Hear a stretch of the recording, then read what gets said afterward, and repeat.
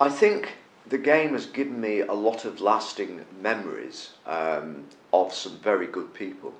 Not just with what I've seen on the field, but I've made some good friendships, and I think that's one of the most important things in any walk of life.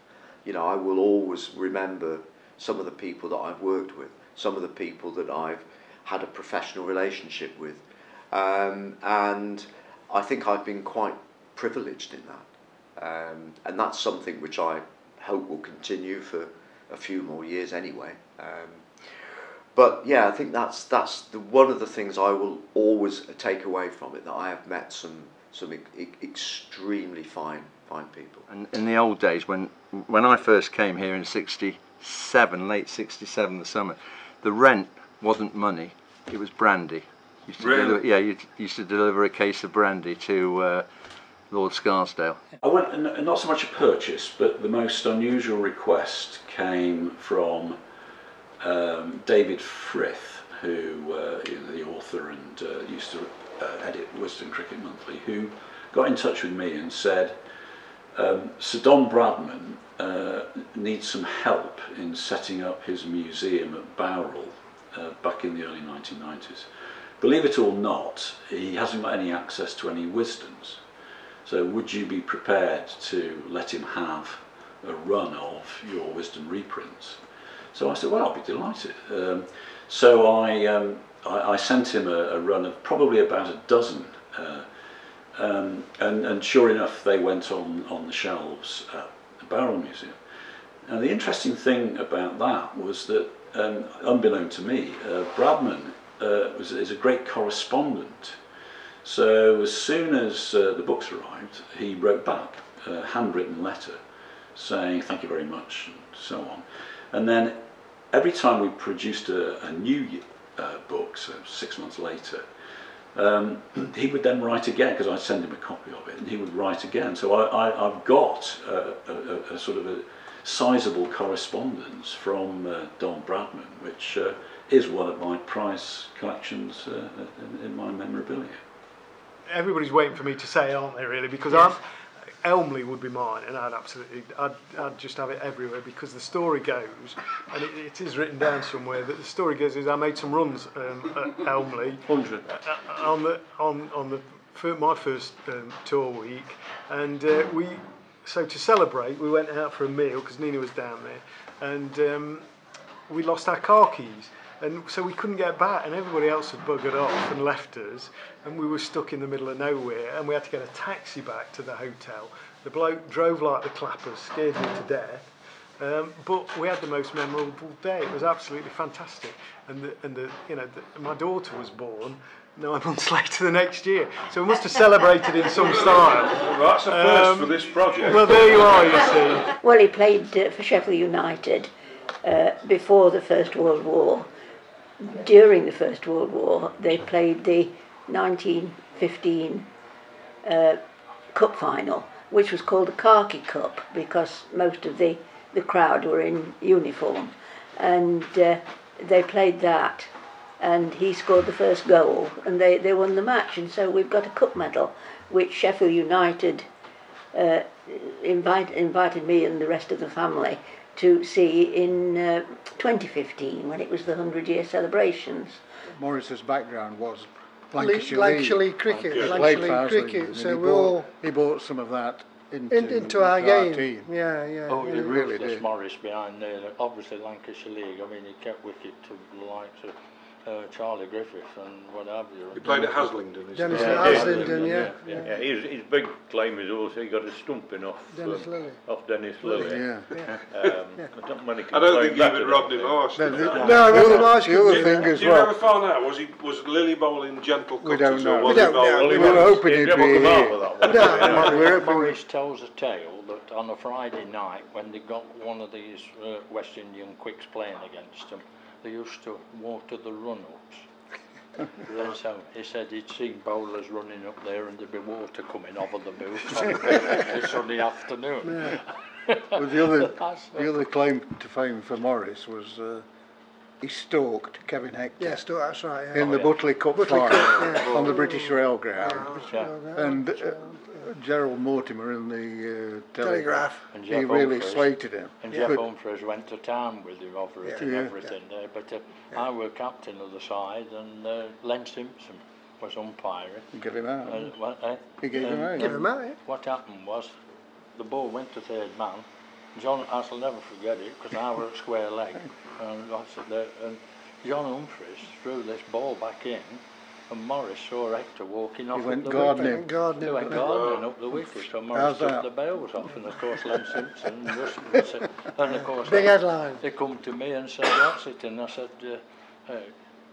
I go by the umpire's decision. I says, the umpire's give you out. I says, that's fair enough. So we went down there to do that, to fulfil that particular role, and then of course what was surprising was my memory obviously it was frozen hail that came down first, heavy frozen hail that widened everywhere. And this is before the scheduled start. Before the scheduled start, and then gradually it turned into very heavy snow, and it was deep too. That was the bizarre thing about it. Everybody piled into.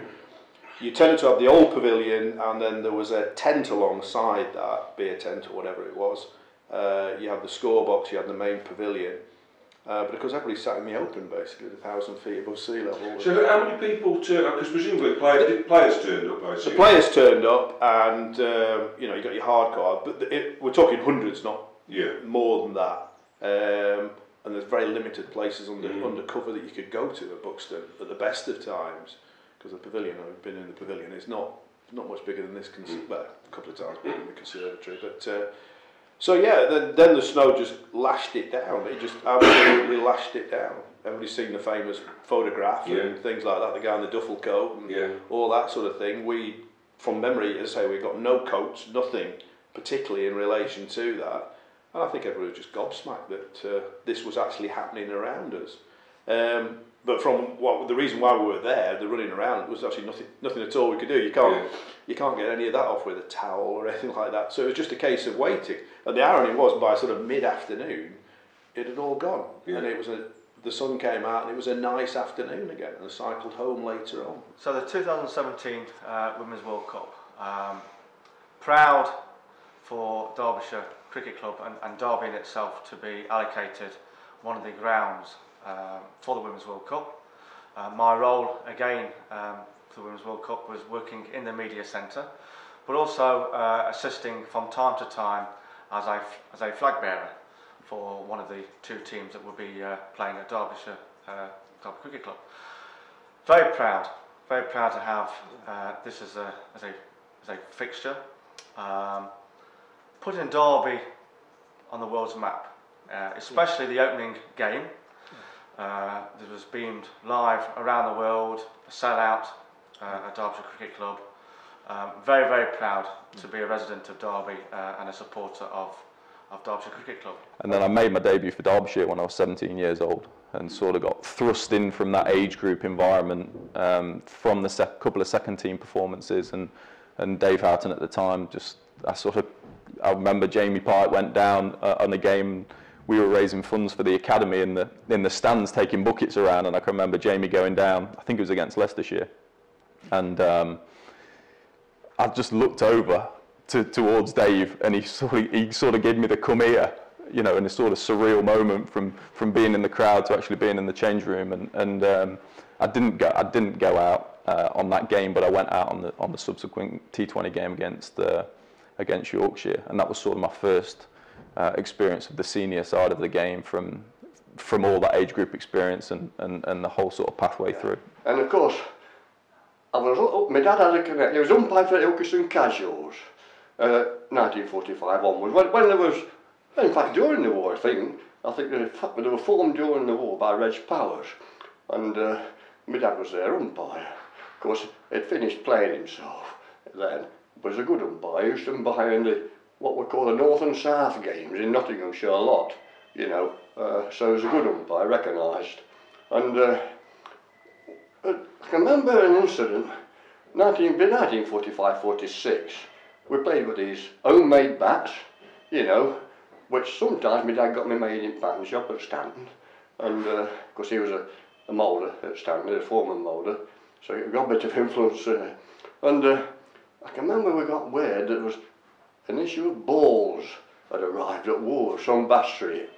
So I jumped on trolley-bus, jumped off at Wars, like, because it went down Bass Street in those days, and dashed in, and I got the last 2 balls.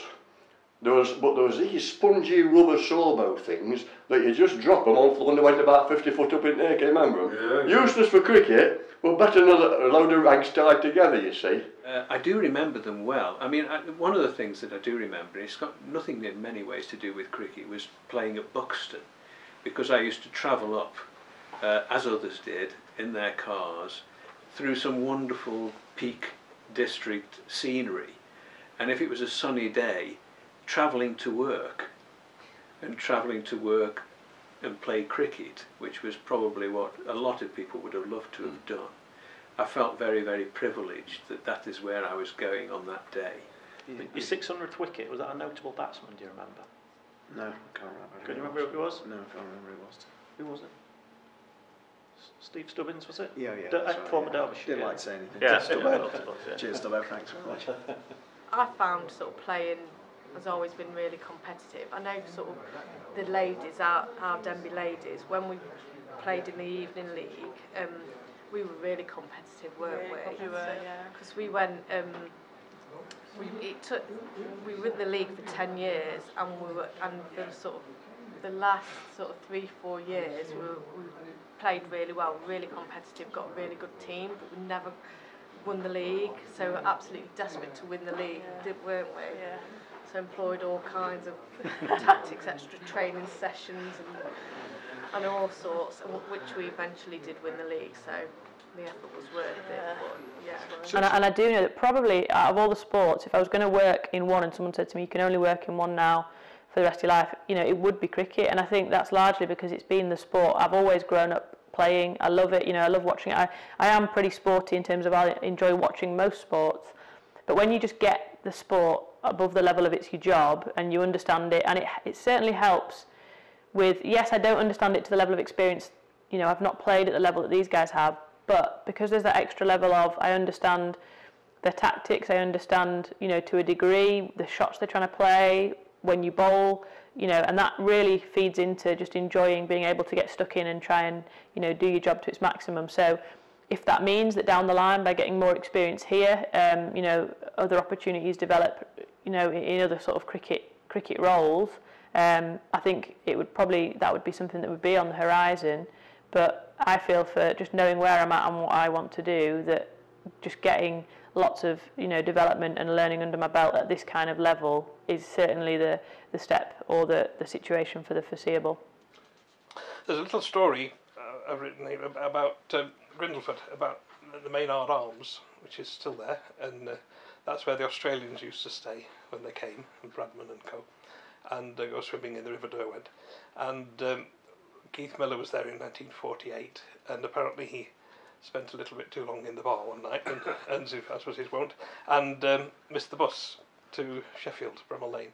And so there was a journalist there who lent him £10 for a taxi to get to Sheffield, really? And didn't see it any repayment for years and years and years. And many years later at Melbourne, he was sitting there watching the test, and Miller came and tapped him on the shoulder and gave him some money. That's for Grindleford, he said. We got tickets. Katie and I were going down to see the World Cup final at Lord's, the ladies of 50 over. So we were on the way down. She was ill on the train, unfortunately. My wife had to do a bit of a dash down to Kettering. We got off, and I was like, do I go or don't I go? And in the end, I went. Jane said, look, you know, Katie's fine, take her back home. So I went on down for the final. And just ended up talking outside the pavilion after the game. I thought I'd get some autographs for her, and ended up talking to a guy. Long story, but the guy that I was talking to ended up to be involved with the ECB. Gave me his card and said, give me a call tomorrow when you get home. Hope your daughter's feeling better. Okay, no more of it. Rang the next morning, spoke to him and said, it's me, you know, we spoke. I said, oh yeah, no problem. Give me a telephone number. Gave him a number. Within an hour or two, phone had rang, asking to speak to Katie. Danny Wyatt was with the England team. Yeah. How, you know, I heard you couldn't make it yesterday, so you know, it was such a shame you couldn't get it. Yeah. Absolutely amazing. So, you know, why would she not fall in love with that, with that sort of setup and aspire to be part of it. So. I've umpired with Bennett, on several occasions in junior days, but that is a fact. If she can handle men. My discipline is totally different. I can actually put my arm around somebody, and it not be perceived as something sending tingles down my back. Oh, thank you. And I can talk to people. I can say things that other people can't. Yeah. And so when people ask me how I manage to keep discipline, my discipline is very different. The way I can discipline players is very different. People don't want to stand out there and shouted at by a woman. It's worse than being shouted at by your mother in public, isn't it? Yeah. People don't like it. Yeah, I remember a story now. I don't know if you remember, but we were playing against Bondon and I was keeping. I was having my usual moan about the way things were going with umpiring decisions of the game. And Annette was standing with another colleague, and the other colleague must have told me for about 3 or 4 overs, just stop what you're doing. I think in between one of the overs, I was having another go, and Annette walked in for square leg, and she just said, "Stop, come over here," like a school teacher. Said something to me about, "Do you want to play this game? Or do you want to play next week?" And I said, "Yes, I do." And she just calmly walked back, and I didn't say another word for the rest of the game. So I don't know what kind of magic skills you had, or just kind of taught me just to stay quiet, while the other umpire had been trying for about 20 minutes, and it didn't work. So. I love town grounds. I mean, I love any type of cricket grounds, really. Whether it's a factory works ground or a village ground, but I particularly like town grounds. They have a particular unique flavour when you're in the middle of a town, and you can just hear the traffic going past. Yeah. Well, and I love it because it's when you come into a town ground, it's like a little haven in the middle of busyness. I can give you some examples of that. But we're only 5 minutes from the town centre here. We've got loads of parking, and I just think it's a magnificent ground to have very close to the town centre, and which will never be built on because it's indenture. There's an indenture that is under trust. Some clubs, of course, who have had a town ground, they've had a developer come in and say, "We'll offer you N million," and they've been able to move out of town and have fantastic facilities. Yeah. I mean, that will never happen here. No, this has got its character, though, hasn't it? Yeah, that's right. And a lot. If you move to a new ground, as a number of clubs, I mean, I've seen that happen with a number of clubs down south. Actually, their ground in the middle of town's become a supermarket or a housing estate, but they've moved out, and inevitably grounds take years to mature. And they can be a bit soulless, actually, new grounds. You have to work hard. I think it's possible to do it, but I mean, has it pluses and minuses? Bowlers that are hard to keep to are the ones that hit the deck, like now Paul Mortensen, Ian Bishop. You'd keep the ball would move a long way. You'd dive. God, you're keeping well today. That was the easy stuff. The hard ones were. Why was that? Because you could follow it. Follow it going off the pitch and just. Michael was really hard because the ball, he hit the wicket and the ball would dip as it came to you. The ones it'd rise maybe 6 inches. It got like a couple of feet from you, and really, he was tough. Simon Bass was like that. Yes. And that's where you get little knocks. Cause you might not take the ball. You might always kept not quite cleanly. Yeah. You might hit your finger. And I watch even young Bairstow keeping and cringe sometimes when he does that. Yes. Instead of reverse cupping. Yeah. Who was the quickest of them all, Bernie? Was Michael still? I know occasionally I remember him at Chelmsford going off his long run and bowling ground gooch, but he was past his very quick. I'd say I think. Devon and I think Devon was probably just pushed it, but Ian Bishop was very quick as well. Michael, the odd ball, at Chesterfield, he used to make it fly, especially with with 35 minutes to bowl the opposition. He was phenomenal. But quickest, probably like Devon. Probably Devon, but it all goes with the surface. Again, going back to talking about the difference between club cricket and playing, at Derbyshire, we used to leave a lot of grass on, and you played on rock hard wickets, and the ball just skid off, and Colchester, places like that. Chesterfield. I didn't play at Uxbridge other than club cricket, but that was another quick wicket. Two completely different situations that happened. One just before the First World War, and one just after, that, if you like, caused the creation of what was then called the Nottinghamshire and Derbyshire Border Cricket League.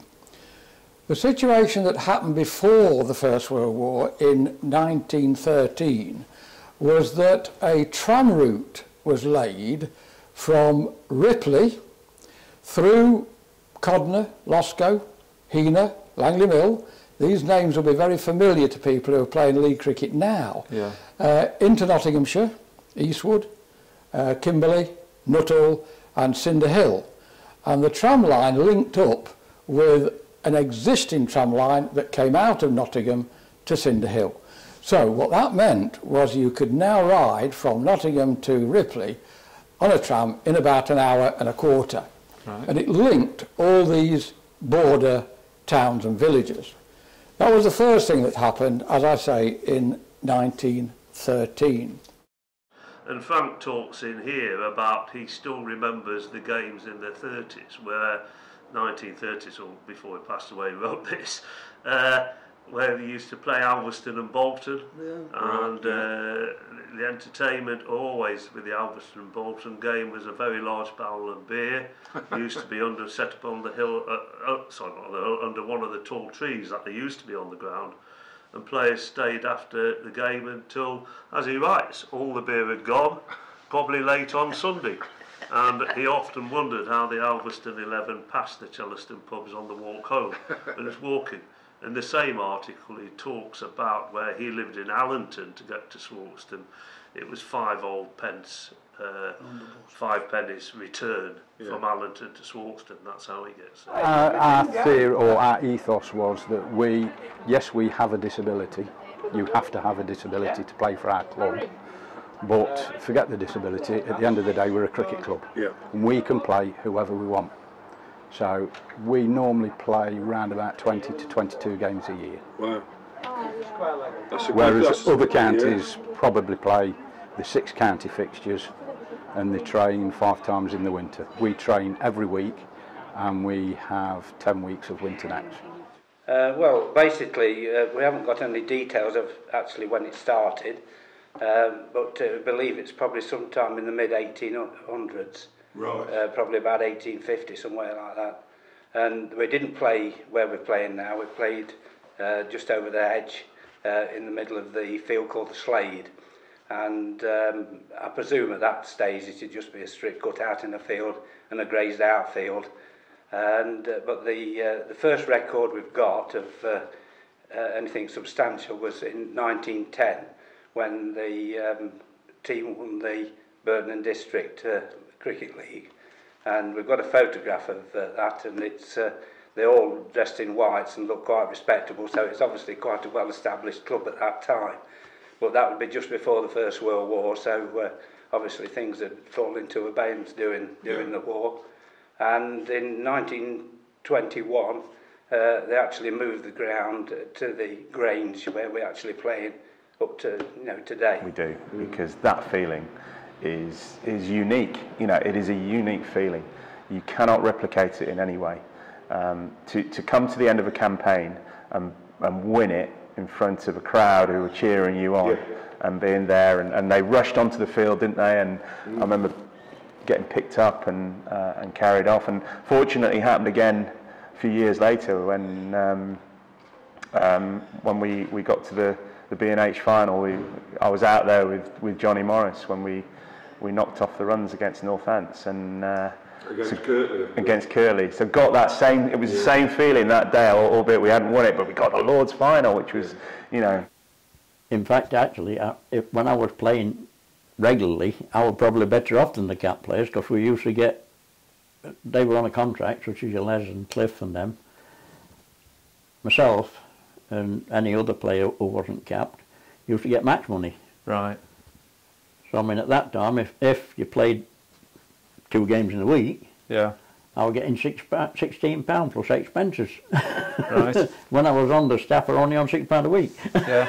Right. But it's in fact, wife were earning more than me. We were just a team of kids, really, with two guys over 30. A good bowler, clearly, because you won the Premier Cup that year. Yeah, we won the Premier Cup the day before the final, so we played early. The league started early at, I think, 10 o'clock. We started the Premier Cup final. Really? In a 40-over game against Ticknell. at A and B. We won that. Literally had a photo. Jumped in the cars, bombed down to Bristol, got a suit on, went to the meal. It was a bit of a whirlwind weekend, really. But yeah, through the whole competition, it just felt like we were gathering momentum, and we were beating teams who you turned up and they looked at us and just thought, oh, this lot aren't going to beat us. And who were you playing in the final? We played Sunbury, who on paper they had well over 200 first-class matches, as well as numerous list day. They had John Maunders, David Nash, Middlesex.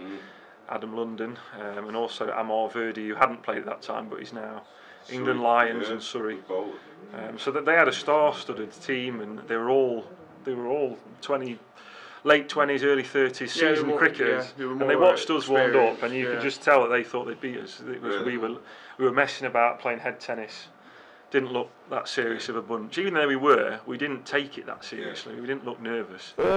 Favourite game, I think, was the 2012 last game of the season at Hampshire on Sky. The pressure was on. Obviously, we needed to win the game. The pressure was on my pitch.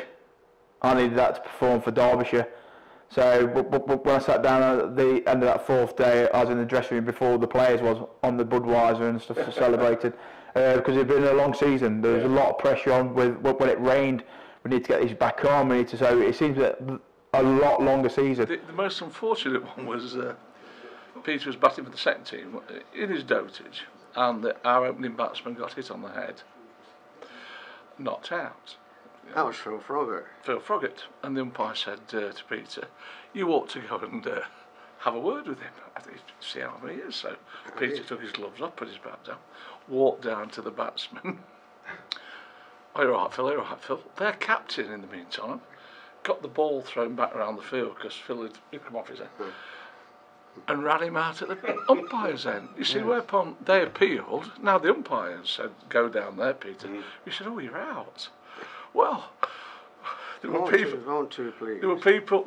eating the jumper. Peter and I got the Artie. Can you just go and fetch him in? You were always the peacekeeper. I was the one who got the initial mollican. I went out to fetch him in, and I came back and there was nobody in the changing room. Everybody else was hiding round the back or up the edge. I exaggerate it now. We're never as bad as that.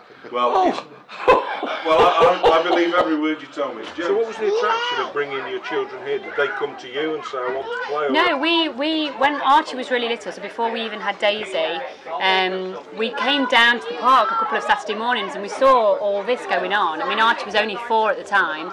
And we were, obviously Mark's quite big into cricket, and I wasn't at the time, and then we just watched what was going on, and we asked the coaches at the time, who's, you know, most of them are still coaching now, and you know, they said when Archie gets to 5, bring him along, and then he's been part of this club since he was 5, so that's 5 years now. Really? Yeah, and it's just... Did you think at the time I might end up doing some coaching? No, not at all. I was quite enjoying actually sitting on a Saturday morning on a picnic blanket, having a cup of tea and a lovely bacon cob from the pavilion. Yeah, I think everybody was. But yeah, it brings you in. It drags you in. It's brilliant, absolutely brilliant. Yeah, really good fun. There was a noise downstairs about 5 o'clock in the morning, and I thought, well, I better go and investigate this. I'm only 7. So what's the noise? And my dad was doing the fire, making the fire. You know, it was January the 10th. It was freezing cold, and he was getting the fire ready for the day. So I said, "What are you doing?" He said, "I'm making the fire, son." "All right." I said, "What are you listening to? Because you got the radio on." Oh, he said, this is the Ashes. This is what the history of sport's all about. He said, England are playing against Australia in Australia, and Fred Truman was bowling to Norman O'Neill. I remember. I listened to it. I just listened to it because I love my sport, and I listened to it for about 5 minutes. And my dad just turned to me. And he was still making the paper sticks as they used to do in the old days. He said, "Can you imagine one day I could be listening to you playing for England in Australia at cricket?" And that set me off. That's what I wanted to do then. Really? And they never pushed. They never drove me. It just backed me. I mean, Mum and Dad just backed me all the way through. That was the story, wasn't it? Yeah, it was completely. I was massively out of my comfort zone, and you know, whenever you reflect on a job like that, you always think, "Wow, if I did that again, I would do it differently," or whatever. Yeah. I think I was very conscious of the fact that they never had a female physio touring with the team before. Right. And that, you know, everyone have to get used to having a girl in the changing room. Yes. which is an adjustment. It's an adjustment for any male team. Yes. They're not sure if they're allowed to swear in front of you. They're not sure if they're allowed to get changed in front of you. You know, and eventually everyone sort of settles into a comfortable position of what's appropriate and what's not appropriate. Yes. I didn't care about either of those things, but I was there to do my job and to crack on. But it is a bit of a period of adjustment for anyone, and I'm not afraid to say that in any of my jobs, including my international job, it's a very lonely role, certainly as a female, when you've got no one else in the team to truly sit down and have a heart-to-heart with. You know, touring is tough, and you know, everyone they have to look after themselves. So it's a tricky role to be in. Music. Barry, when does your cricketing career go back to? When did you start playing the game? Well, Grace was a mate of mine.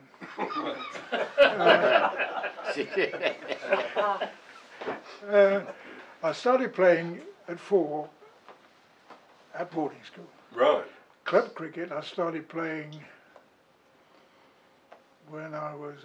the trouble is national service came in at 18. Yes. So I went from school to national service, and when I got out, the first club I played for here was Derby Rugby Club cricket team. Right. We played one day at Belper, and so I played for Belper one of the days of the weekend. Obviously it was Sunday because I was reporting on Saturday. And then that was in the 50s, mid-50s. And then I went on my travels, and when I came back to put Radio Derby on the air in '69, I immediately came back to Belper. Did you play any national service cricket? Yes.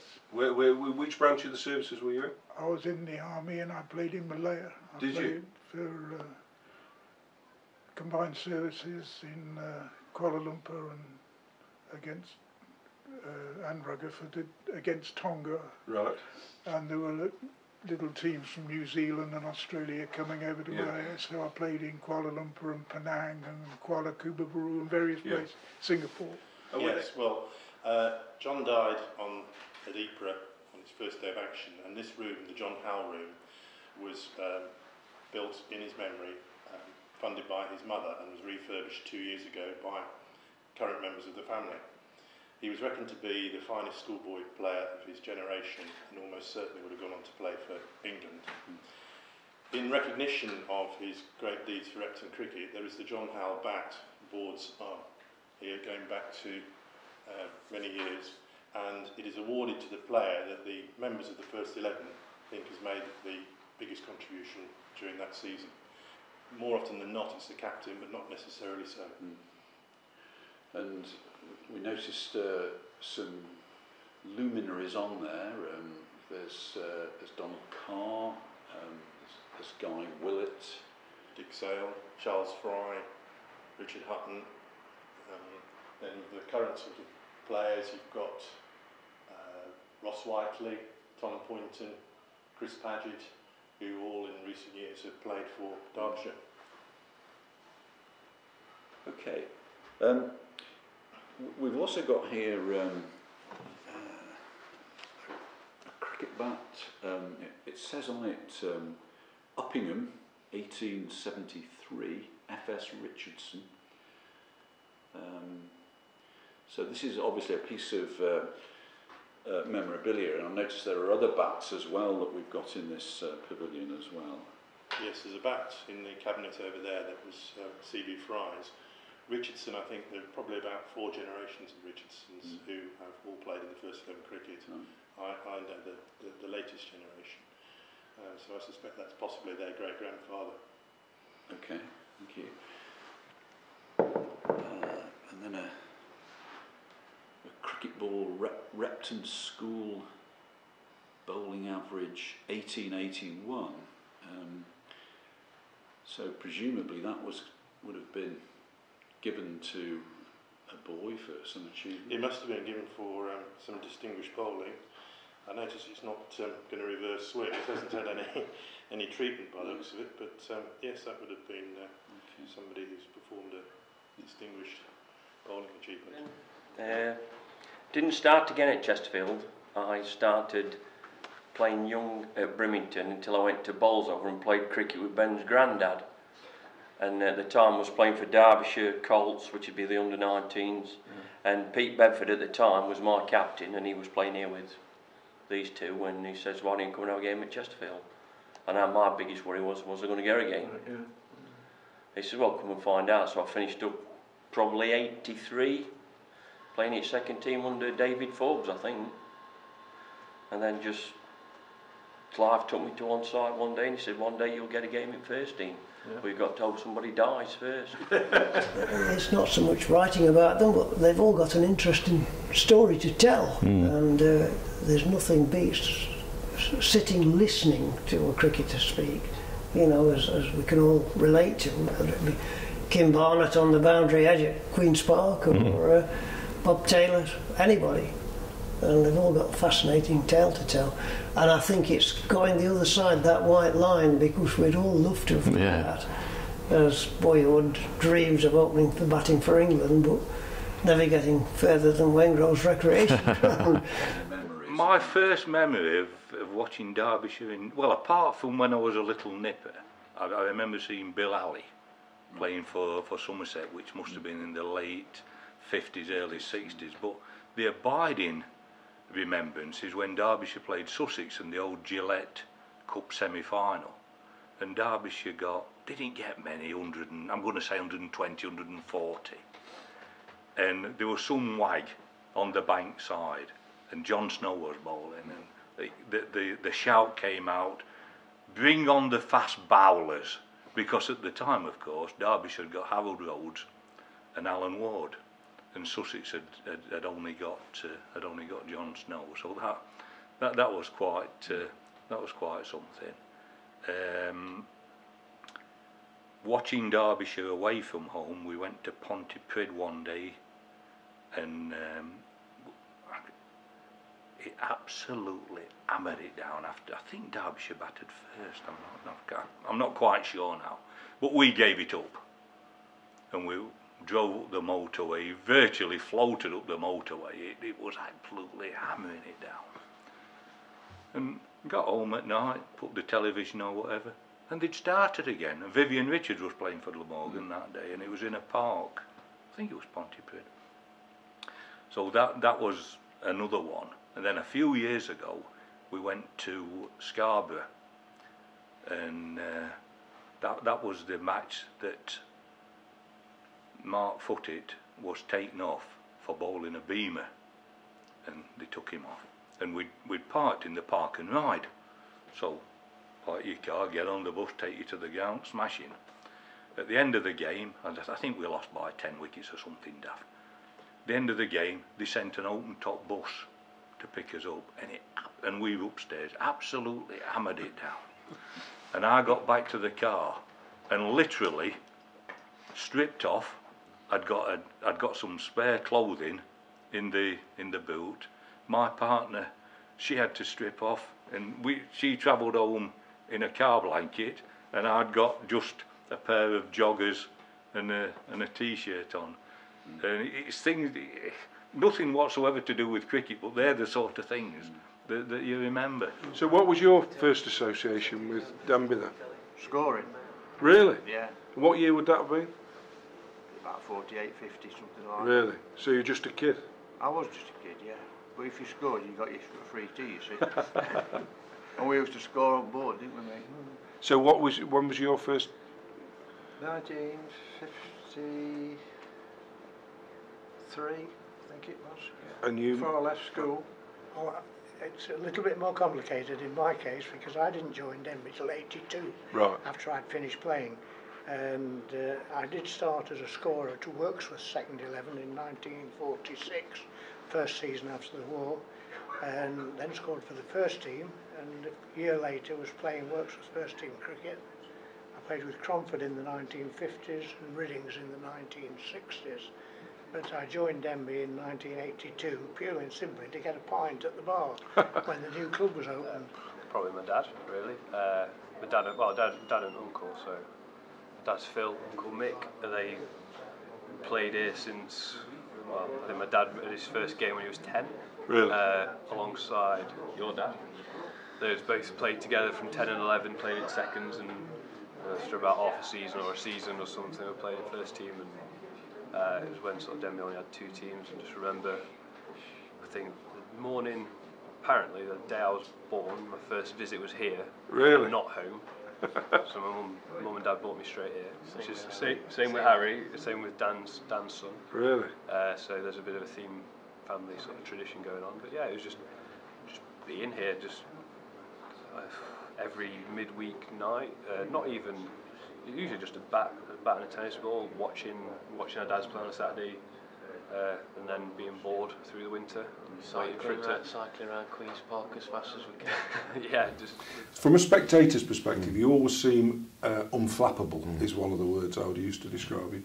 That regardless of the situation out there, you're unflappable. Is that how you really are, or is there a part of you sometimes that's burning up inside that wants to have a rant, or what's the real Billy as a captain? No, there's definitely times internally I want to have a big rant, and there are occasions when I do. Really? But I think that perhaps it is underpinned by, like I love this club, and I'm really privileged to do the job that I do as a professional cricketer, let alone the honour of being captain.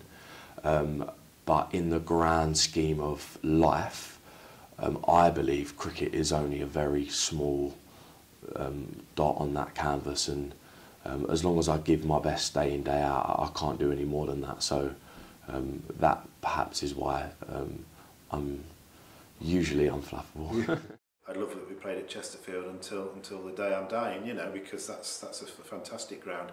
And when you hear the likes of Tendulkar and Dickie Bird saying it's one of their favourite grounds, you know that it is a special place. And it's like anything, isn't it? It's on your doorstep. Sometimes you don't appreciate it as much, but we really should as a club. Now, who knows where the future's going to take us with cricket? You know, the big discussions that we're going at the moment, and will we have enough cricket to actually take to Chesterfield?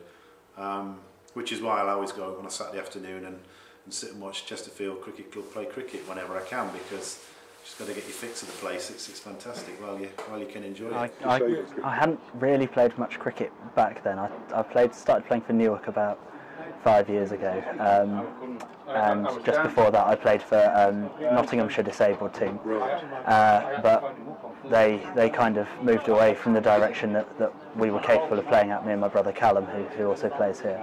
And so I went back to try and play for Newark hardball team, but didn't really fit in. And we'd spoke about coming over to Derby for a few years, and then we did, and we've not turned back since. It's been absolutely brilliant. It's given me the opportunity to travel to some amazing places that I would never have been to before, meet some amazing people. You know, you get friends for life. Cricket's a game like no other. You spend so much time, you know, with people that you just get such camaraderie and such, you know, bonding, such friendship. You know, as well as all the times on the pitch. But you know, that's I mean, that's what's kept me going, playing county cricket for, you know, these last probably 3 or 4 years. Is, you know, the off the field friendships and stuff. So. Charlotte, I'm sure it could be a similar. Yeah, it is the same. It's playing different places in the country, going abroad and playing, but then it is the friendships that you make, and they're lasting friendships, and they stand the test of time, really. And it's the community spirit it has. Sarah, it's a very hard to ask but it is literally the same, like you say, with the friends on and off the pitch and the places you get to go. But another one for me is like a lot of my very close friends and family are all from the same club, so you get that family even when you're at home and you're talking about it, and it go like when you have like a social or like a Christmas do or something like still I swear every Christmas dinner my dad's still talking about all the games. So like it never kind of goes away. So I think it is that kind of my, like personally, it's like the family and friends thing at the club. So like even when I'm going to cricket, I'm not going to cricket, if you know what I mean. You're going to see friends. Yeah. I just remember the sheer excitement of seeing live cricket, and actually I do think that Derbyshire were batting and made something like 330 for 5, and I do remember Ian Buxton getting 87 and trying to get his autograph and missing it. So it's something like that was just hooked me for life. That was it. I remember because we had a massive 8-man roller. Yeah. And I remember you rolling it down Millthorpe Lane, 8 blokes, all the way from the top. And it was a big roller, and it stayed in the bottom corner, didn't it, for years? Yeah. But they just rolled it out, and that was it. We started playing. When we first started, it was a concrete roller. Yeah. Made of concrete. But when we first started, the chap who invited us down, didn't he, Ruggs Fowler, who owns he lived in that house. The house opposite. He invited us down, so got this empty field, come and play on it. There was a great big telegraph pole in the middle of it, so we played. Was it first 2 seasons with the pole to the electricity bulb? Yeah, finally came and moved it there. With cables attached. No. No. But you still had a huge, a full-size. Yeah. Well, I think there was cables attached. Yeah. Was there? I can't. Yeah, they put them on the ground. Too young. Yeah, they finished up putting those under the ground. Yeah, there was one halfway down the field. Did anyone hit it? Yes. You got 2 number of times. Yeah, it was 4 runs. Yes, so everyone who came here, opposition, put a fielder in front of it. Right. The chance of the ball hitting it, very rare, but it did. But they always put a man in front of it, and that was it. George Taylor and Sammy Downing and Phil Parrott were extremely good players, and they were my idols. There wasn't a third 11 then, but in 1948 there was a third 11 created under the auspice of Nobby Thurman. He was the local police sergeant. He was the captain. He was a terror player. He terrified me. He would say, "Dunn, go there, that's mid-off, walk in with the bowler, stop everything, and go for every catches. I don't mind you dropping them, but go for them." Yes, Mr. Thurman. Well, cricket in Staveley, it's like the football, was played at various venues over the years. I think the first records I have found were there was a cricket ground down by the canal near Staveley Works, and then the miners got involved in playing cricket, and they played on what is now the Crown Field, and it's Staveley Miners Welfare Football Ground on Inkersall Road. This ground was commenced in 1924, and it was started by Staveley Miners Welfare Club, and it was for the benefit of the miners of this area, which included Markham Colliery and Ireland Colliery.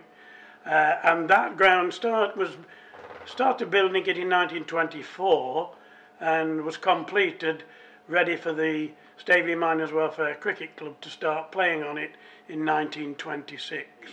Well, we happened to move to London later that summer, beginning of August, and we moved to Lambeth, which was less than a mile from the Oval. It was also on the bus route to Lord's, so I was able to go to the Oval, and my very first day there was the second day of the last test in 1948, Bradman's last test. Wow.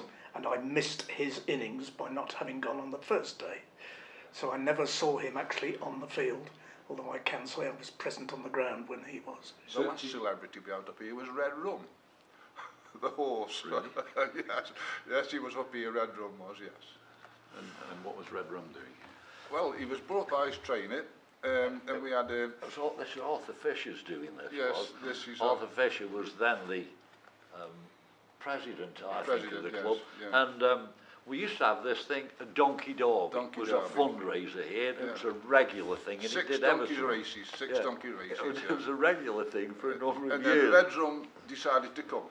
Well, Arthur Fisher saw Ginger McCain, was Arthur followed racing, and he seen him at Haydock, and Arthur's just gone over to him and said to him, "Ginger, he said, any chance, listen, there's any chance we could have Red Rum up at Leek Cricket Club for the..." And Ginger McCain, this is absolutely true, and I've got photographs. Ginger McCain said to him, "Well, it's funny you should say that," he said, "because we're about to retiring, and there's myself, his owner and a solicitor, and we're going to go into partnership, the three of us, where he goes out and opens fates and so on." He said, "But we haven't even done a contract for it yet, so let's call this a practice do at Leek Cricket Club." He said, "This will be good practice to see how it works. I'll speak to the other two involved and see if they agree." They did, And Arthur paid for red rum to come that day, £1,000. £1,000. He gave it to Ginger McCain, and red rum came up here with his jockey. Actually, not his jockey, it was the chap who... It wasn't, no, it was the stable hand who looked after him. But he got all the colours on and everything, got the proper gear on. And we had a magnificent crowd. A massive crowd here because, you know, he'd won the 3 Grand Nationals, and there he was at League Cricket Club. Yeah. Because I played with and against truly world-class players. At the start of my career, I'm playing against the likes of Dexter, Cowdrey, Graveney, world-class players. We're playing Notts, and I'm playing against Gary Sobers twice a year, home and away.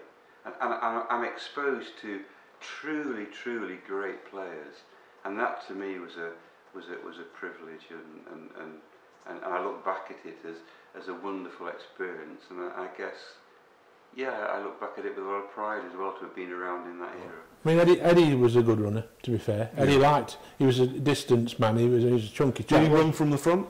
Eddie, oh yeah, he'd be there, don't worry. And did you keep up? Me, never. Me and Endo were always at the back with a fag on. No, but he didn't care who was at the back as long as you put the effort in. Yeah. Because there's never, you know, there are some sprinters, aren't there?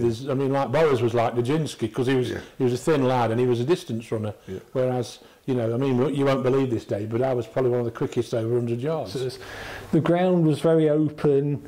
There was no bank on the far side by the racecourse side as there is now, and the wind used to whistle across there. The old grandstand from the racecourse was still here. With the rickety old wooden benches. It was a most unwelcoming ground to come to because it was so cold and windy, and it was very ramshackle. We'd still got another old concrete stand which was stuck away down towards Stores Road end. The ground wasn't even properly fenced in. People would wander in. People would often wander in from Aiton's Pipeworks at lunchtime or after work and just watch a bit of the cricket. It really was a very unwelcoming place. Well, I suppose really starting from the 60s, there were people who were sort of working class people around this particular area, very associated with the coal industry and the mining industry, which was running down at that time. And probably amongst the early bunch of players there you would count Butch Mellors, who was a fine left-hand batter, wicket-keeper. And probably the best bat we had in that era, and what we call the golden era in many ways, was Gordon Waltham. Gordon was a right-hand bat who played the ball later than any club player I've ever seen. You would think, if you bowled to him, you would think you had him LBW sort of, you know, 5 times in 6 almost. Yep. And then he would sort of come down and turn you away to mid-wicket and places like that. Beautiful time of the ball. So my mum was quite instrumental in the building of girls' cricket as one and ran the first girls' team. And so I think that shows different people that can come and enjoy the club. And I remember one day saying, "What have you got on this weekend?" He said, "Oh, we've got a double wicket competition in Durban or somewhere. I've got to go." So I didn't see much of it. I saw more of his wife and the family. And I said, "Who's your partner, Eddie?" He said, "Mike Proctor." I said, "Ooh, that's a pretty tasty partner, Ed." And he said, "You've got a good partner there." And he's quick as a flash. He said, "Yeah, but he's got a better one." And that was Eddie. Yeah, that was Eddie. And I think it was because I played for the under-19s at Derbyshire. Right. And they then gave me a few second 11 games and club and ground games as they were in those days. And you played at, I remember playing at Repton School. And there's a secondary modern lad who's been brought up in a council house in Sherwood Street. I couldn't believe. Yeah. You know, we're playing at Repton School. Like Nirvana. Oh, unbelievable. And to be invited into the headmaster's study afterwards and not get caned, I thought was great. The only one who was slightly curious was Dickie Bird. I stood with Dickie Bird in a game against, in a second 11 game against Hampshire, obviously a long time ago. 3 sunny days, and I couldn't quite get over Dickie Bird really. An incredibly anxious man, kept repeating himself all the time. I mean, I still haven't lost the phrase he kept saying. There are some bad boys in this Derbyshire side, John. John, there are some bad boys in this Derbyshire side. Don. And of course, one of the bad boys was somebody called Tom Harrison. Really? Slow left armour. Of course, now as we speak, in 2018, is the chief executive of the ECB. Yeah, but he was one who got up Dickie Bird's nose for standing there, out, and didn't want to go. The next step I can remember was going to see us play again at Chesterfield, and it was we played Warwickshire. And in fact, actually, I was looking this up last night on the internet to see if I got the year right. I thought it was in '68, but I think it was actually 1967. And I looked at the dates, and I could see it was around about my birthday, so it must have been a birthday treat when I'd been 9. And went up with the family. But my cousin came up as well. He was a bit older, and he was about 14, 15, I should think. And a bit of a lad, a bit of a character. And I remember this game, Warwickshire was set something like about 250 to win, and it was easily gettable target. But they didn't chase it. They just messed about, and the batting was very, very boring. And I looked it up last night. They actually scored 130 for 4 off 69 overs.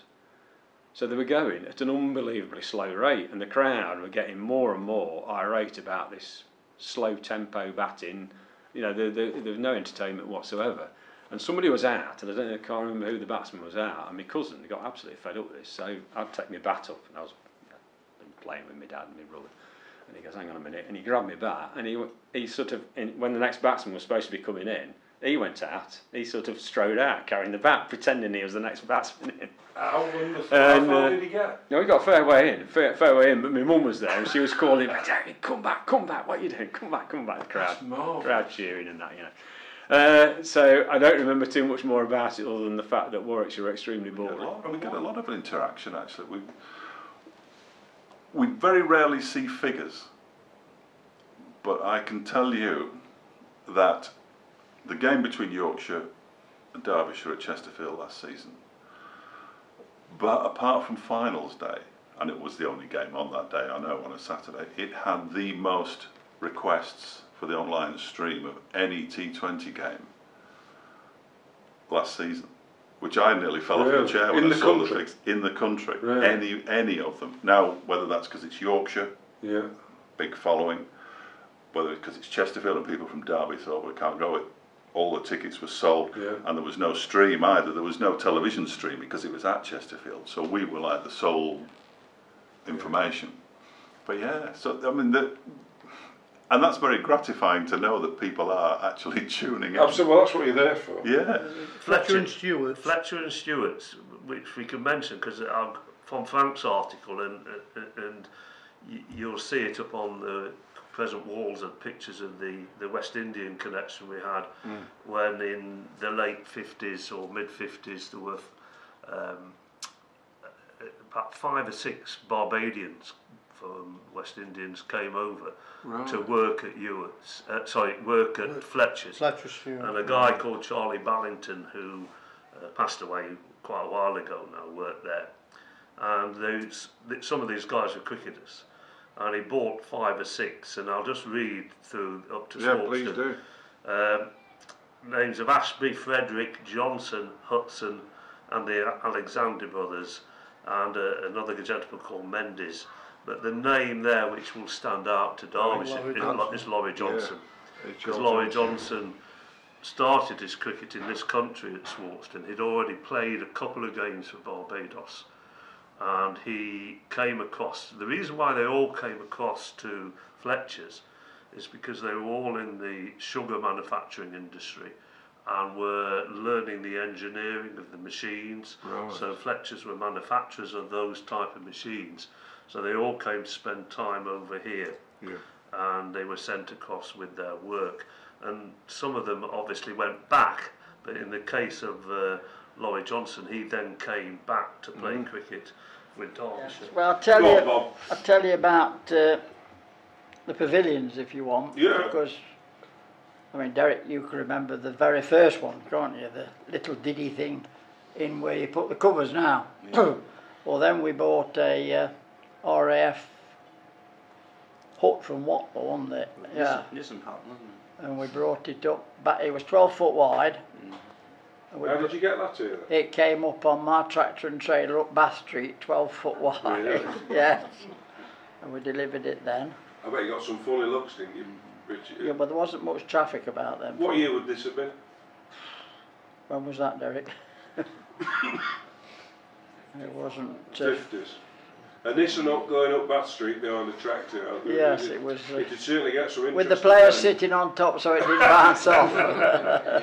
Well, the All Stars is the ECB's flagship programme for engaging or bringing new families into the game of cricket. Right. So, I don't know the exact figures off the top of my head, but a substantial percentage of the new people playing All Stars are new to the game. I mean, the problem with the game has been, as you know, it's been very much family-led. Yes. You know, you've got grandfather playing. You know, I was at Alfreton on Tuesday for a safeguarding thing, and you got the honours board there, and you got dear old Tom Lineker, and you got dear old Martin Lineker, and you got Matt Lineker, my lad's generation. Jane Lineker, all sort of there on the board and thinking, well, actually, this was a family club, haven't you? Well, Cluffy played here until, and I was captain, and it was no problem at all. He really wasn't. He didn't cause any problem. Until one Thursday he rang me up and he said, John, he said, I'm sorry, I've got to go to a funeral on Saturday, I can't play. So I said, okay, Brian, that's it. On the Monday morning, Jack Kirkland said, oh, he said, I went to Doncaster races with Cluffy on Saturday. So I rang up Brian and said, Brian, what would you do if one of your players did that to you? He said, I'll never play you again. So I said, well, that's it. So you sacked Brian Clough? That was it, but we were good friends ever afterward, but he wasn't a problem at all. He wasn't the Clough that you saw on television or anything. He was as good as gold in the cricket team. But, Yes, well, my family were coal miners who migrated from the North Leicestershire coal mines in the late 1890s to Tibshelf because there were 2 new pits opened in Tibshelf. So my great-grandfather, George Henry Pope, the same name as George Henry Pope, the cricketer, started his family there, and they were all coal miners. My grandfather, Fred Pope, who became head groundsman at Chesterfield later on, was a miner. And my dad, then the eldest son, was sent down the pit at 14, whereas the rest of the family moved to Chesterfield and they didn't go down the pit. Well, my dad was 6'5", and at 14 years old, down the pit, hacking coal must have been a pretty unpleasant experience. Your dad is Alf? Alf, yes. And in 1920, he was playing for Tibshelf in the Derbyshire Miners League, which it was then the local league to Tibshelf. And he won the bowling averages, and I've still got the gold watch that he was given for that occasion. And he was observed by somebody from Derbyshire, and they said, wrote to W.T. Taylor, and Mr. Taylor wrote to Tibshelf Cricket Club secretary, and he said, we understand you've got a young fast bowler called Pope, would you like to come for a trial at Derbyshire? It was just going back to the first few years when I got involved with David and coming up here. We used to have practice nights, Friday night, and I used to come up and meet him in the checkers where they used to drink. And David was taken on one side by Doug King to say, we don't really have ladies on a Friday night. What did he say to that? What did you say to that? Oh! What year was this then? Oh, it must have been, it was before we were married, it must have been about 1963. So I guess they could get away with saying it then, because that was the way it was. But it didn't stop me. Good on you. Good on you. And of course Yorkshire were the top side in the... Yorkshire and Surrey were the top sides, and really Derbyshire hadn't got the firepower to really take them on. But that was the game that really mattered, because there would always be at least as many Yorkshire supporters at Chesterfield. And they all used to say, even in those days, Chesterfield's our favourite ground. We wish we could go watch cricket here all the time. Yeah. We don't have to go to Headingley. My favourite ground is probably, it is Chesterfield actually, in terms of performances with the bat. I've been successful there, but also the whole atmosphere and the aura around the ground, from when you come in, just the vibe you get in the pavilion. Everyone sits quite close. The trees that surround around the ground. It's a quick outfield. People literally sitting on the ropes. That is a special place to play cricket, and I enjoy every time we head up there.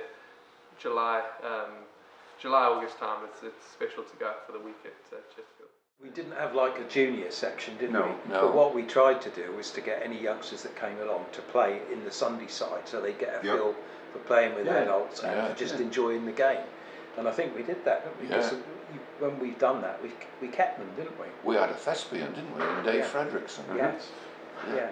Dave really. Famous one? Is he famous? No. He wants to be. What's he was from the village, and he's been big parts in lots of things. Emmerdale, and you know. Yeah. What did I see him on? Something up. Was it Emmerdale? It was Emmerdale. He was a doctor in Emmerdale. Was he? Yeah. That's his speaking part. He did have a speaking part. Yeah. He had his own theatre company, didn't he? Cotton Grass Theatre Company. Cotton Grass, yeah. Does he play theatrically? Is his cricket theatrical? Oh, yes. All with a flourish and as you'd expect. He invented a new method of retaining his not out. His retired not out. He fainted at the wicket when the bowler was running up to bowl, and really out there, suddenly there he was, just dropped out. And do we think? Bear in mind that in 50 years' time, when people watch this, no one will know who he was anyway. But unless he becomes an Oscar winner. But do we think it was an act, or was this a real? He genuinely fainted? He was generally, we carried him off, and he was. But it looked good enough to be an act. Yeah. Really? So he took guard. Oh, he got a few runs. All right. And it got to a reasonable amount of runs to want to come out and preserve his not out status. So he fainted as they brought their fast bowler on.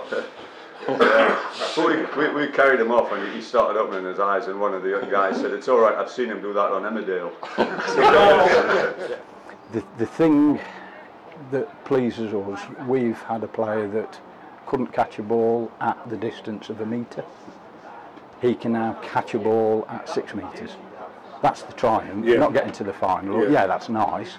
That's nice for the players and everybody involved. But the triumph is we've got a player who doesn't like talking. He struggles to talk. He struggles to interact with people. Since playing cricket, he's had to shout yes, no, wait. Of course, yes. So now he is more vocal. So the things in life, cricket has taught him to be a little bit more vocal. Yes, you can tell some vocals going on out there. Here we go. Finally in Derby, a puzzle. The Derby and District Cricket Association Handbook of 1949 lists a team called British Legion Allenton. Their ground is given as Bolton Lane Camp. Right. Does not appear in the 48 edition, and they moved on to the municipal sports ground. Bolton Lane Camp has long since been built over with housing, and we have no idea where the ground was or what it looked like. And we did make an appeal.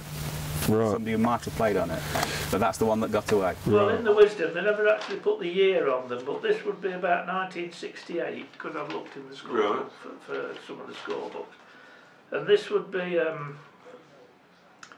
team sheet that went up in what we called the Gas House. That's a shop in Melbourne on the corner of Potter Street. Right, yeah. And they'd pin it up on a Tuesday night after selection night. And then the people in Melbourne could come and see who was playing and where he was playing. And presumably the players would have to check if they'd not been. Yes. Yeah. Well, the days before texts and Twitter.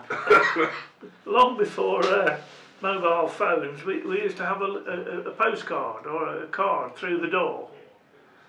That is astonishing. To say you've been selected for. You've been selected to play for the first 11 on Saturday the 21st, 1951. This one is against Swarkston. And who's that addressed to? It doesn't say. It certainly wasn't to me. Oh, it is on the back, sorry. Richard Atton. it's almost like my royal appointment. I've never ever seen anything like that. Yeah. So that is an invitation, and everyone got one that was playing. Yes, it was playing. Yeah. Well organised. Yeah. Who was the secretary at that time? This was what do we call him? Draper. What's the name on the bottom? Draper. J.K. Draper, right. What was his name? So did you get those as well, Tom? They'd stopped doing it by time. Right. So the story goes that one night, and I was never far from being in trouble in that environment because I'd come through a state system. I'd grown up in Chesterfield. You know, at an early age, I was out and about with the lads on a Friday night and stuff like that. And going into that environment was very restrictive, but in the right way. You know, I look back on it now, and it was a lifesaver for me. And I remember being called the door of my study opening one evening, and there was the housemaster peering round, and he said, "Adam's come through to my side of the house." And I remember thinking, what have I done now? And we walked through, and I got shown into his living room, and the door opened, and I immediately recognised two gentlemen who were sat on the sofa. One was Guy Willett, who was chairman of Derbyshire at the time, and one was Kim Barnett, a very young-looking Kim Barnett back in the day. Yeah. And the housemaster said, "Right, these two gentlemen want to speak to you." And Guy spoke first, who I'd met Guy a few times, former Reptonian, I think. So what year was this? This was 1987, right. Summer of 1987, and so I'd started off with 100, 175 not out, 100, and then another 100. It just was one of those years.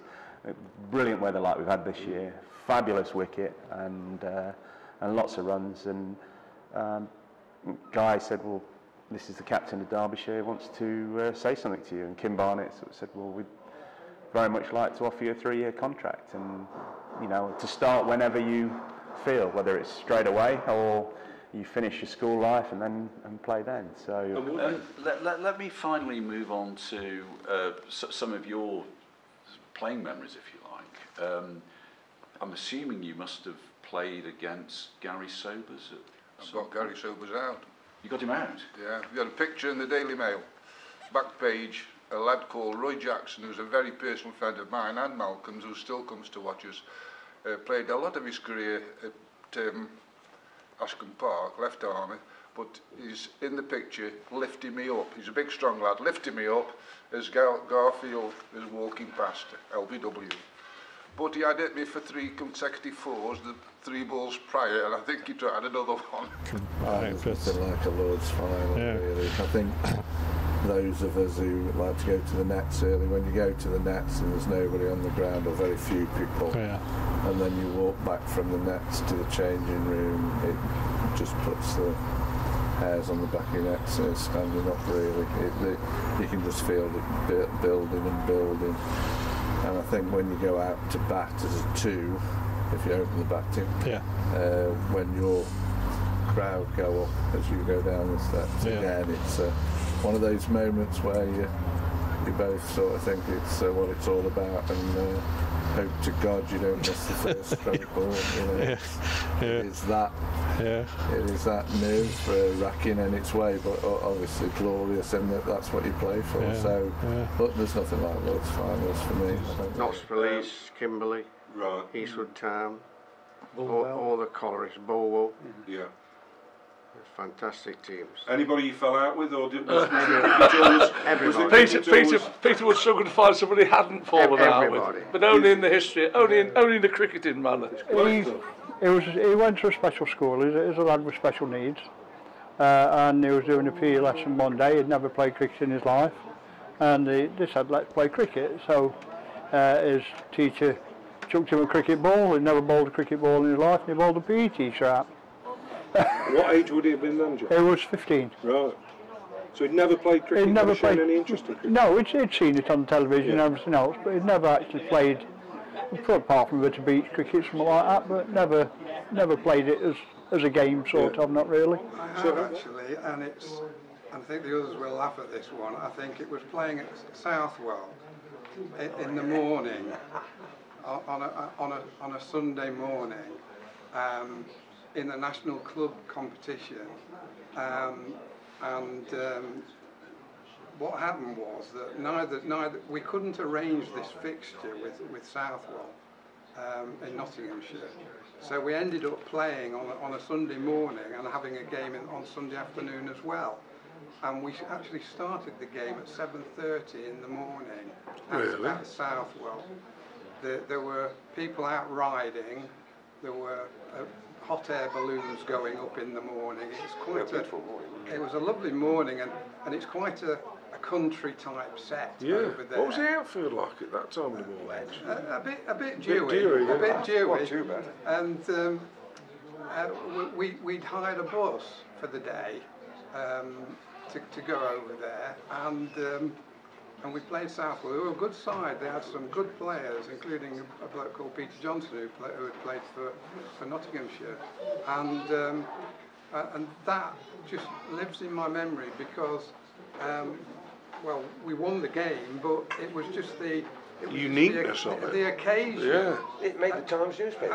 It made the Daily Telegraph, actually. Really? And what happened was we won the game by about 4 or 5 wickets, I think, and we didn't get changed after the game. We just left, still in our whites, got on the bus, came back to Denby, had Sunday lunch here, and then played Chaddesden in the afternoon in the League Cup. Did you win that? And we did win that. Yeah. Apparently in 1923 they were renting a field on the corner of Royal Hill Road, and when the farmer died the field came up for sale, and Spondon Cricket Club were offered the first opportunity to buy the field for £300.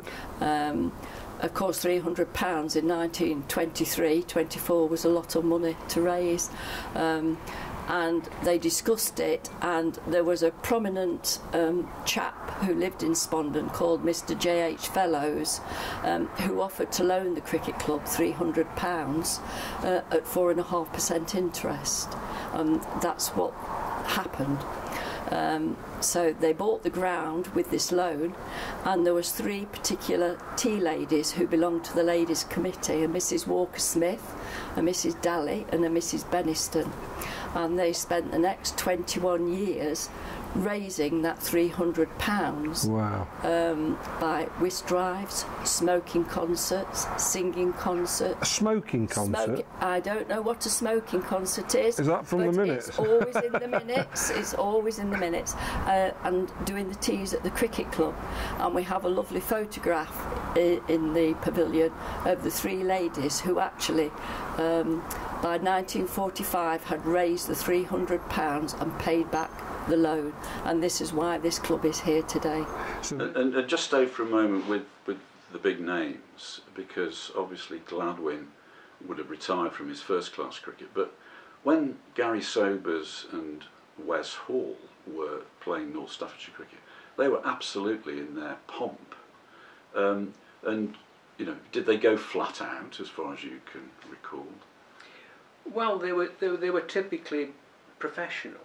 The amusing thing about Gary was that when we could, we put the opposition in, and he would probably decide on that rather than the captain, and then he would come back with a return of say 6 for 30. The opposition would have, you know, got about 130 runs. He would come into the dressing room, he'd take his shoes off, and he would say, right, the first 3 in the order, knock them off, because I don't want to appear again. And he would open a bottle and get started. And then batting, I remember coming in before we started filming, but I remember coming in, you know, people talk about the first 4, it was Paul Jarvis. Paul Jarvis was bowling for Yorkshire. Yeah, not the slowest, was it? No, it was all right, and I hit a cover drive for 4, and I thought, yeah, I like this. But, you know, the Chesterfield, the ground and everything, and at that time when we used to have boards around the ground at Chesterfield, there was no just a rope, it was all boarded round. Great setting, wasn't it? Oh yeah, it was fantastic setting, and you know, the second team where you've, you know, 3 men and a dog sometimes. First team there, it was a packed house, as it always is when Yorkshire are at Chesterfield. So yeah, you know, from that game again, you know, that first game, a fantastic time to make your debut on your own ground, my family there, and loved it. Well, it was. I mean, there was no way that we were able to go and join him in the members' pavilion, and I think it was rather below him to come and join us in the rest of the ground. So that, you know, I remember that very clearly. And someone else has mentioned today the segregation was very apparent in those days. And so, you know, we were certainly put in our place as children. Did you enjoy playing cricket? I loved the game. Really? I loved the game. I remember being at Trent Bridge and seeing Don Badman score 400 runs. From being born, from the age of being born. Really? That because my grandfather and father have all been involved with the cricket club. So I started playing for Whitwell at 14 years old. And when would that be? 1968 when I started. And I've just been involved with the club from then. What do you do now? You don't play now still, do you? I don't play. I've played the odd game, but I don't play now. No. I finished some years ago. I'm still involved as regards helping with the junior side of the assisting Alan and maintenance on the ground. In 1906, a ladies' committee was formed for catering at home matches. And the committee approved 35 shillings for utensils. Wow.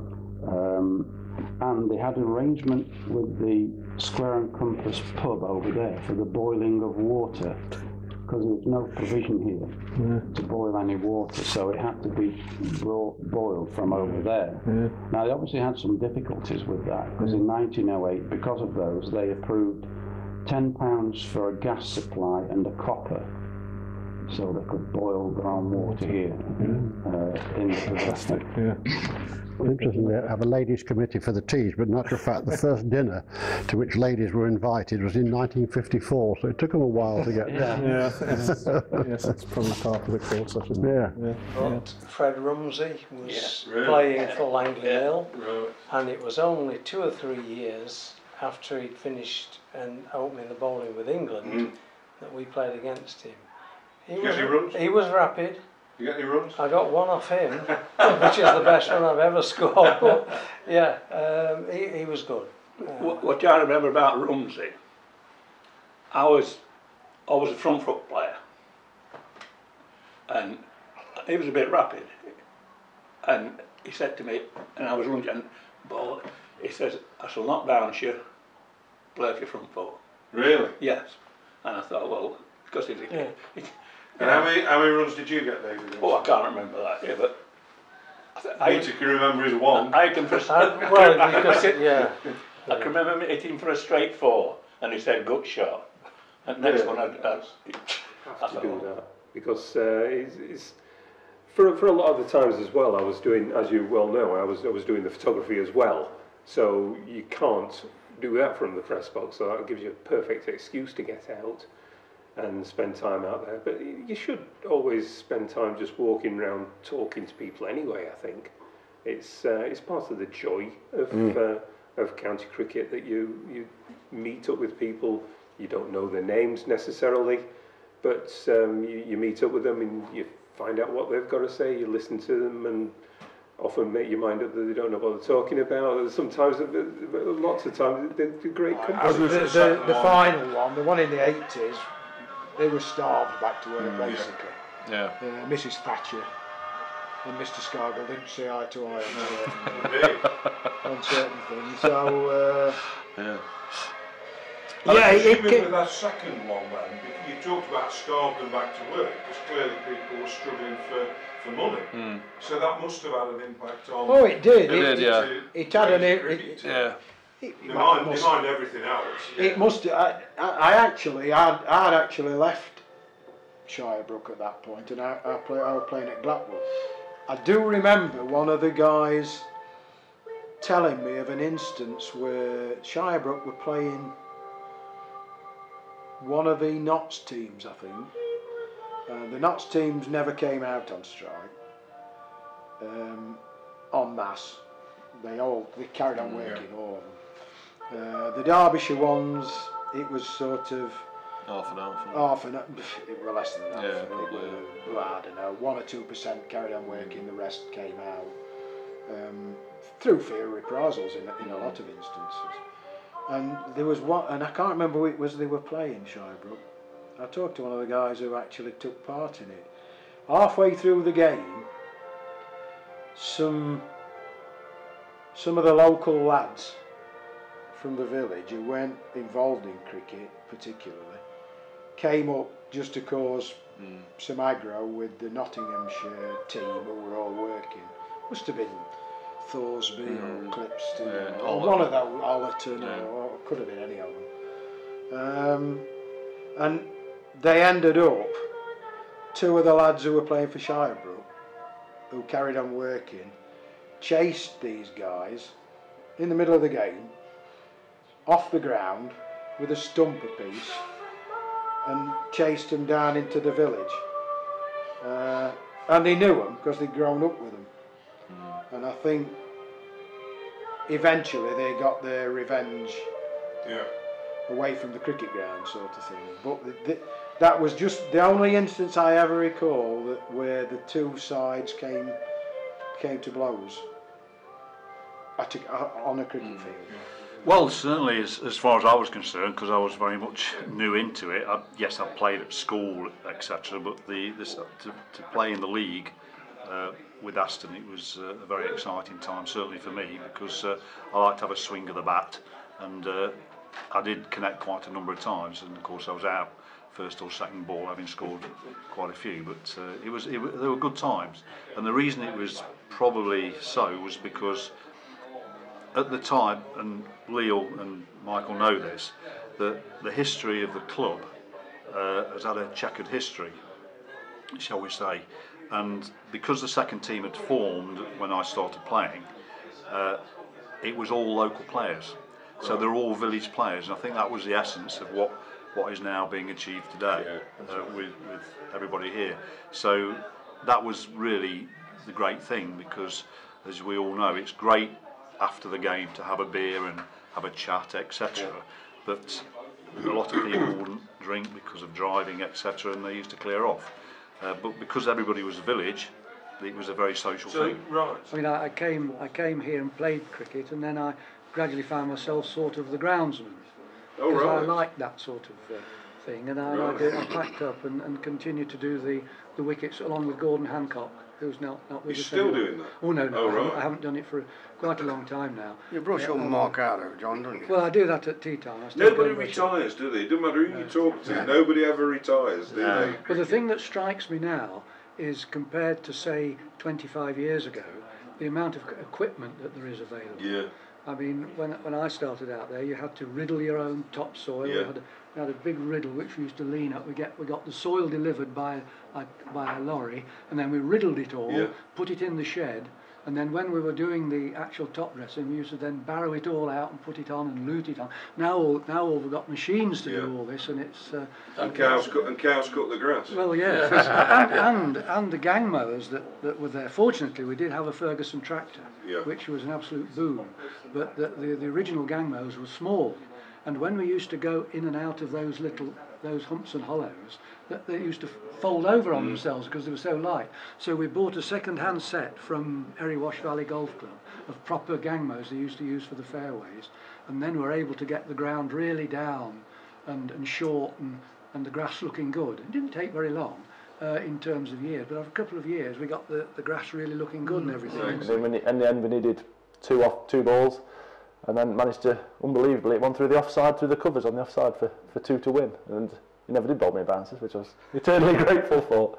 So we came off, and as I was living at the time with Andy Harris and Steve Griffiths, and we had a bit of a celebration that night to say you don't beat Australia every day of the week.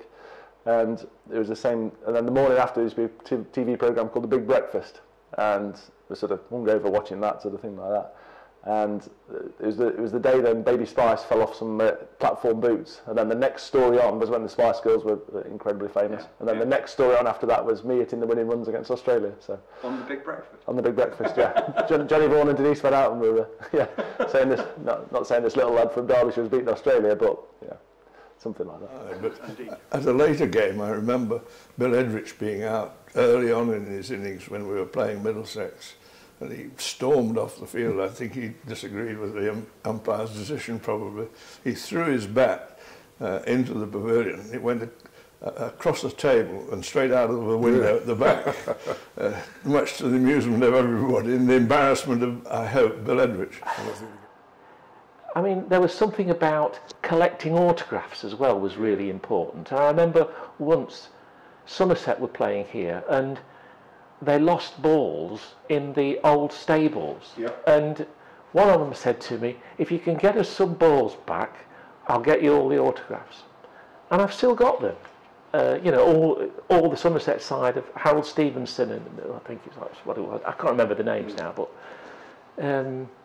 Brian Lobb, I think, was one of them, and they're all there.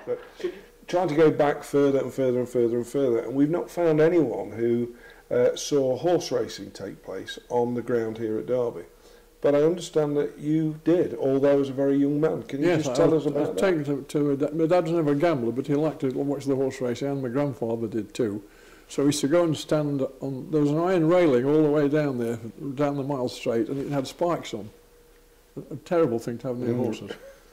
So we stood there looking, and this jockey was thrown off, and he was speared onto the railings. It killed him. And how old were you? I was 5. So this would be just before the war? That's right, because racing stopped in 39. It may have been the last race before the war, I don't know, but it was to end of the summer. So how far down the racecourse were you from where where the gateway is now, the grandstand was there? You remember where the old grandstand was? Yeah. Well, the starter's box. Yeah.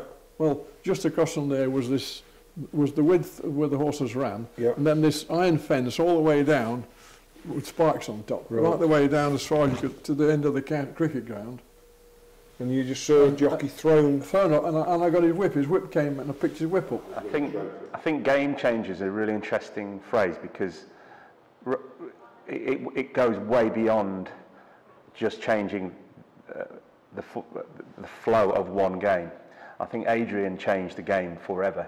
He was the first player that I saw that is now become the modern day player, isn't it? If you think of Josh Butler in full flow, that's Adrian Capey. Yeah, no, absolutely. And nobody had played that way before. The likes of Viv in his pomp, playing with full flow, it still had a style to it. Yes. Do you know what I mean? And a conventional way of and flair.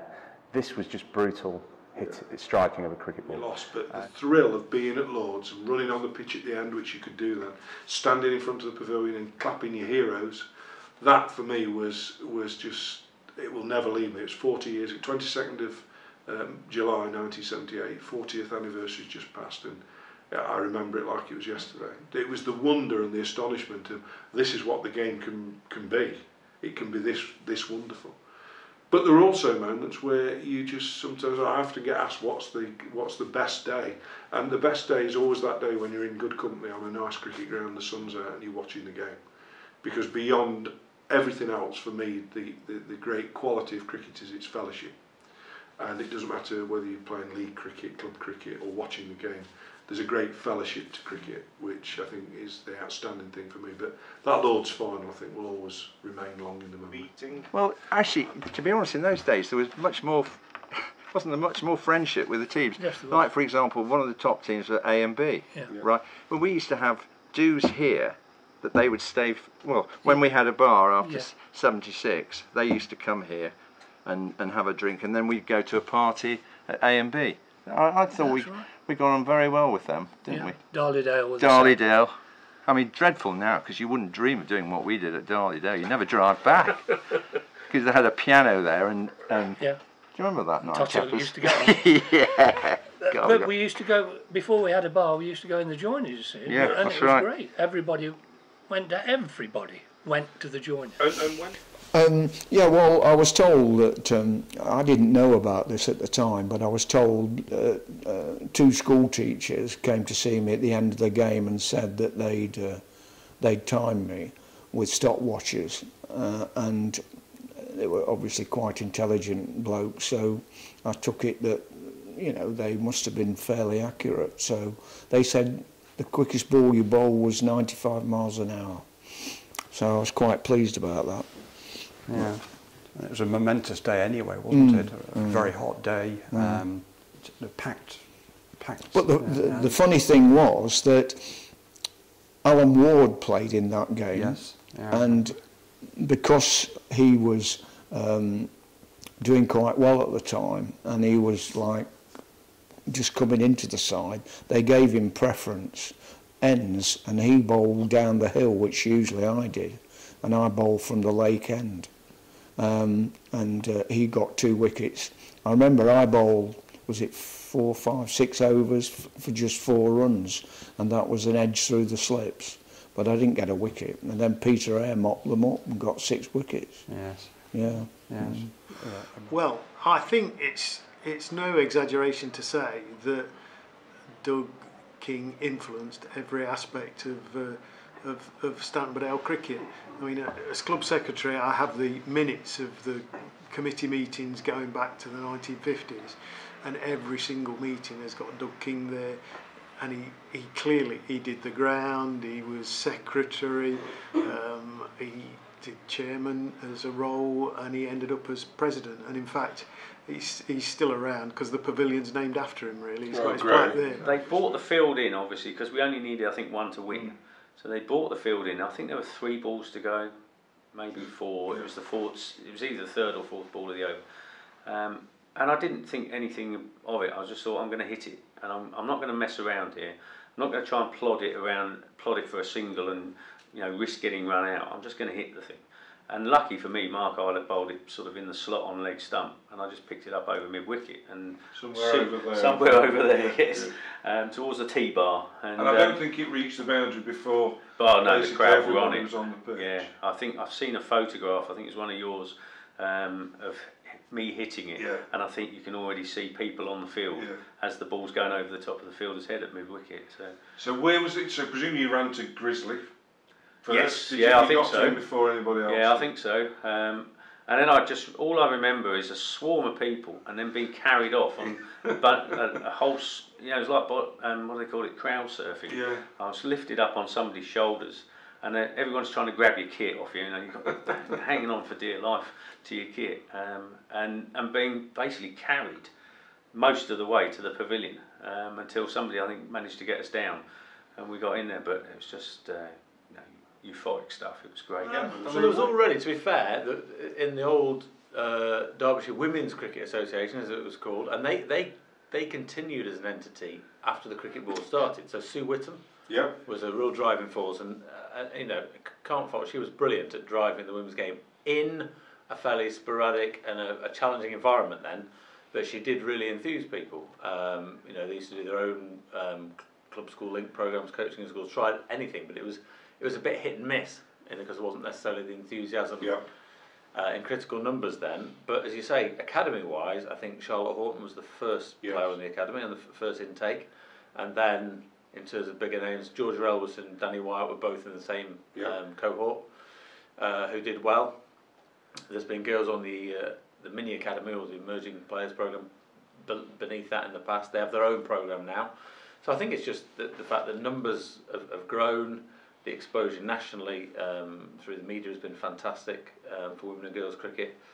As you mentioned earlier, programs like All Stars. There's going to be a girls cluster program starting this year, I believe. Right. That Charlotte Flindle is heading up. So there's so many opportunities, and it's getting towards putting them on a similar footing, really, without a doubt. You've got contracted players at the top end who are justifiably role models now. So it's just evolving all the time. The following year we went, Mick went, and his wife went, and my wife went, what they did on this Wednesday afternoon. When we got there were certain other pilots, about 6 or 7 pilots that were playing cricket, were being posted to Cyprus.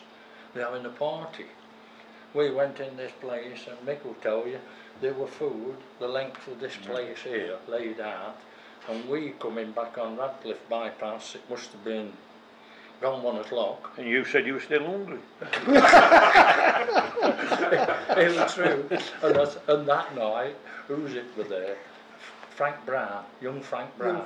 And he'd gone with Broody. And we coming along going, what's it, bypass there like that? and he pulls up on this Frank Brown. I don't think he could drink. He was throwing up in somebody's garden. That'll go down well on telly, Derek. Yeah. Frank won't mind. Frank was a neighbour. Well, yeah, he said you a neighbour, wasn't he? Yeah, top house. Yeah. But he was there with Brody. But I also played with Brody with tradesmen at Kegworth. Just for the record, Brody's Brian Webster. Yeah, Webster. In 50 years' time, I think it was just Brody. Brian Webster, wicketkeeper, Red Dogs. Brian Webster, character. I said, well, we went to Kegworth, to the agricultural place, and played there. And of course, it's late at night, and I'd gone with Brody. They were Ray Lacey, Brody, and I think Dennis Lovett, I think, in the car. And we came up to the island, this island, and Brody went straight over top of the island. What he did there like that. And we come out of the M1, and we're coming up the M1, and the car, boom, boom, boom. And Ray Lacey says, I think you better pull over on hard shoulder. And we go square wheel, One of the difficulties, and you will remember, Jane, is wearing a skirt. Oh, gosh. And trying to bat and field and bowl in When did that skirt. change? When did that? When was it? Did you wear a skirt? Yes. Did you? So I don't suppose you've ever. No. You've always worn right. Even international when I first started with Well, there's the skirts. pictures, aren't there? Of the famous one is usually Rachel Hayo Flynn walking out at Lords with this, like a hockey skirt. I World Cup '93 we wore skirts. Wow. So that was a challenge. It was because trying to bat and it's not windy and trying to hold your skirt down. It's probably a couple of years off. Was it about 95, 96? Would you say? Yeah, maybe. Yeah. And that was hard because you were playing boys cricket or men's cricket in the full whites that you knew. Yeah. And then you had to then go and play in like culottes and long socks. And it's like, my goodness, this is. And that was. I think people used to come off the pitch with bruised, and burns all over the legs from diving. I know. The cracking tam. Yeah, the tam from there to there. Well, I suppose it was through my dad. My dad played cricket. He was a reasonable local cricketer, but I just loved it. I just loved cricket. Any spare minute I was playing it. I was down at Swarkston Cricket Club where I grew up. Even down to the point, I love Swarkston Cricket Club that much, when we moved up to the Peak District, so I was born in Derby, we moved up to the Peak District, at 12, 13 years old, if my dad couldn't get me back down, I'd bus it from Carver to Chesterfield, Chesterfield to Derby, and Derby down to Chellaston and get picked up in Chellaston, stay the weekend, my dad would pick me up on Sunday and back home. And it was just, I loved it there, and loved every moment of club cricket. Just absolutely. Yeah, definitely. If anything, this club we have to we have to when we register every year for the kids, we have to put a limit on how many kids are coming. We get like 130, 140 children signing up every summer to come and play. Is the limit because of coaches? Because of the number of coaches. We get such a vast amount of interest. It's unbelievable. It's brilliant. Absolutely brilliant. So you're in the market for coaches. Yeah, we are. So more coaches welcome. Definitely. Oh, very much so. I mean, it's a huge employer. My dad works now. It's Doug King, who was my uncle. It's already been mentioned. Was probably the most significant figure in the history of the club. Worked down there, and later on, John Chapman. Yeah. Played at the Ironworks, didn't he? Yeah. No, Doug worked. I say they worked. A lot of the players when I first started worked at the Ironworks. One or two worked on Stanton Estates, farms. Generally, the membership was very local. Nobody more than about 5 or 6 miles away. Now it's completely different. We've got players from Leicester, Newark. That's a move, mind. So considerably more spread. You have to be. Otherwise you haven't got enough players.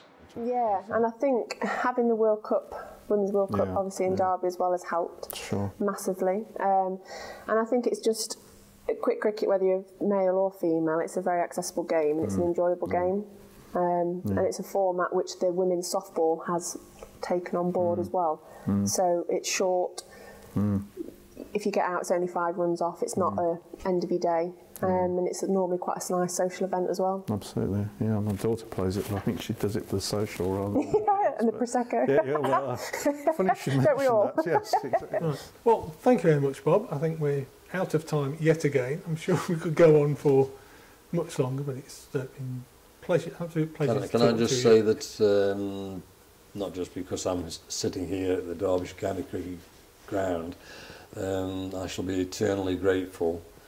You know, as far as we know, we're only on the 31th, and to play professional sport, I think we're very privileged, because at the end of the day, whether you're a footballer, cricketer, tennis player, golfer, it's a short career, comparative, and to get paid for doing a hobby, I think we're very privileged, and Derbyshire gave me the chance to play professional cricket for 20 odd years, and I shall be ever indebted to them.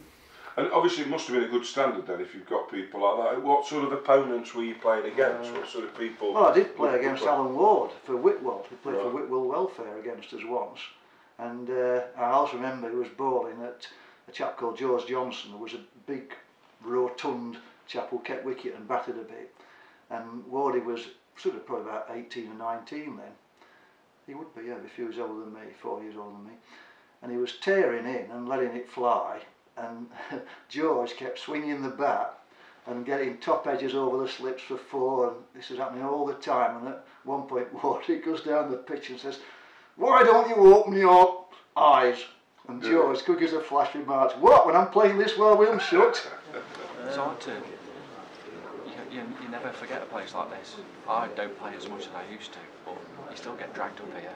Not physically, but you still, it's like a magnet sometimes. I think it's good to come up on a Saturday and you walk around and you see team, especially there'll be games where you're playing against people who used to play for, and they've got people of a certain era, and you just end up sitting on a bench and having half an hour and talking about things from the past and things like that.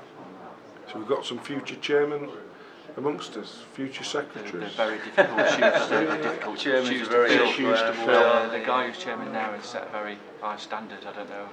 I don't think he's ready for packing up any time soon, do you guys? He doesn't let us pack up playing, so we're not going to let him pack up being chairman. In case you didn't know, I'm chairman. Well, I did do a few games in with the holy trinity of Derbyshire journalism, with being Neil Hallam, Gerald Mortimer and Nigel Gardner. Stories still go around about how intimidating a place it could be to come there, but people still tell very, very warm stories about how enjoyable a 4 days it could be in the company, and I always just found it very, very enjoyable. You'd hear the stories about the characters and such, and almost get to know the older cricketers through the stories that you were told. You'd hear them talking about the other characters, the other people who covered games, and these people would grow as characters as well. You'd never met them in your life, and never would, because some of them had died, but you felt as if you kind of knew them after a couple of years on the circuit, and their names became familiar to you. And in the end, you'd find yourself telling stories about these people yourself that you'd never met. The interesting thing about Fred Bourne was he was a prisoner of war in a camp in Austria, and he wrote a letter to Stan Hutchinson, who was the secretary here for 50 years. He wrote a letter to Stan saying that he feared he'd never see his beloved Highfield again, that he loved this ground and it meant so much to him, but he feared that he probably wouldn't be getting back here again. There you are, he came back, he played first team cricket. I played in the second team when Fred was bowling, and he knew. I said to Fred, I bet you've got 5 for about 20 now, Fred. He said, I've got 6 for 18. He knew exactly what he got at any time. But then again, it was. I think when it comes to things like sledging, you've got to realise there's a reason for it, in terms of people were doing it to try and put you off your game. So I remember when I was 12th man early on in my career when we played Glamorgan and Viv came out, and you had to do the opposite with Viv. You didn't say anything because you didn't want to wake him up. because you know if you're sledging Viv Richards, he was always, you didn't want. I mean, I remember Alan Warner saying to Corky, "Don't wake the big man up," because Corky could get a bit excitable, and he didn't. And so Corky, actually, I remember this game particularly. Corky was bowling really well, away swingers beating the bat. Viv was doing the Viv walking away, and then Alan Warner said to Corky at mid on, "The big man's asleep. The big man's asleep. Big man's asleep. Give him a bouncer." And Corky bounced him, and it went flat into the seats, and that woke him up. Yeah, he got about 90 something in about the next 60 balls. He didn't get 100. I think Chris Adams got him out. I don't think it was second innings, but yeah. So there's certain guys that you just wouldn't want to sledge anyway because it just woke them up. We got involved down here. Sort of as a neat juxtaposition. We moved to Derby in 1980 and had no club to go to. And myself and my brother were playing out in the backyard on Kedleston Road, or just off Kedleston Road. And the next door neighbour came out and saw us, a chap called Keith Hamilton. And he said, "Oh, do you two lads want a game of cricket this afternoon? We're a couple short." And that's how we got involved with the Abbey pub cricket side. The Abbey pub being the local pub in the village here. They were a couple short, so we went and played, and the rest is, as they say, history. I would have been 16, my brother would have been about 11, and we became regular fixtures as a result of that, really. So what commitment do you have to make as part of the Disabled Cricket Club? We're here whenever there's a practice night. We're here. Winter nets, we're there. If there's a match and he's playing, we take him. Wherever he's required, we go. Simple as that. And how old is he now, if you don't mind me? He's 30. Right. So got lots of cricket left in him. Yeah, hopefully, if we can keep him motivated. You talk about the toilets. I always remember when I first joined, at the bottom of the fixture card, and I think David's still got some old fixture cards, there was a little paragraph that said, "All players are welcome on the Friday night and preparation of the ground." Well, I was always brought up, because I played for Little Eton before, among other clubs, but one of the things that I was always told by my father is if you want to play the sport, put something into it. Yeah. So I was always brought up that I was always down there doing some work. Perhaps that's the reason why I spend so many hours down there now. And I went down this particular Friday night, and there's characters that we'll most probably talk about in a bit. People like Tivy and Arthur Tivy and Roy White and Frank Young that's been mentioned. And I turned up and said, "I've come to help on the ground." And my duty that, not one night, but virtually every Friday night, was what David said, was to go and empty the ladies' toilet. I never even got on the ground. That was my job. And presumably this toilet, I don't want to get too base here, but presumably you're emptying a toilet that was filled the week before. Exactly.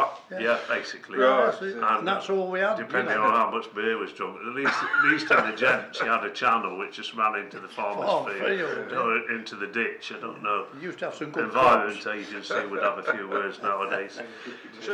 First game of cricket, it would be approximately 1970. So you're a youngster then, compared to these chaps. I'm a youngster. Yes. They were playing in the austere days of rationing. Yes. What Clary was just saying, though, did bring me back to what we were discussing earlier, and that was the commitment to play cricket in those days compared with what it is today. And there, Clary ran the second team for 14 years, never missed a match. Yeah. So he didn't have holidays in the cricket season or go to weddings and things like that. But it just took me back to...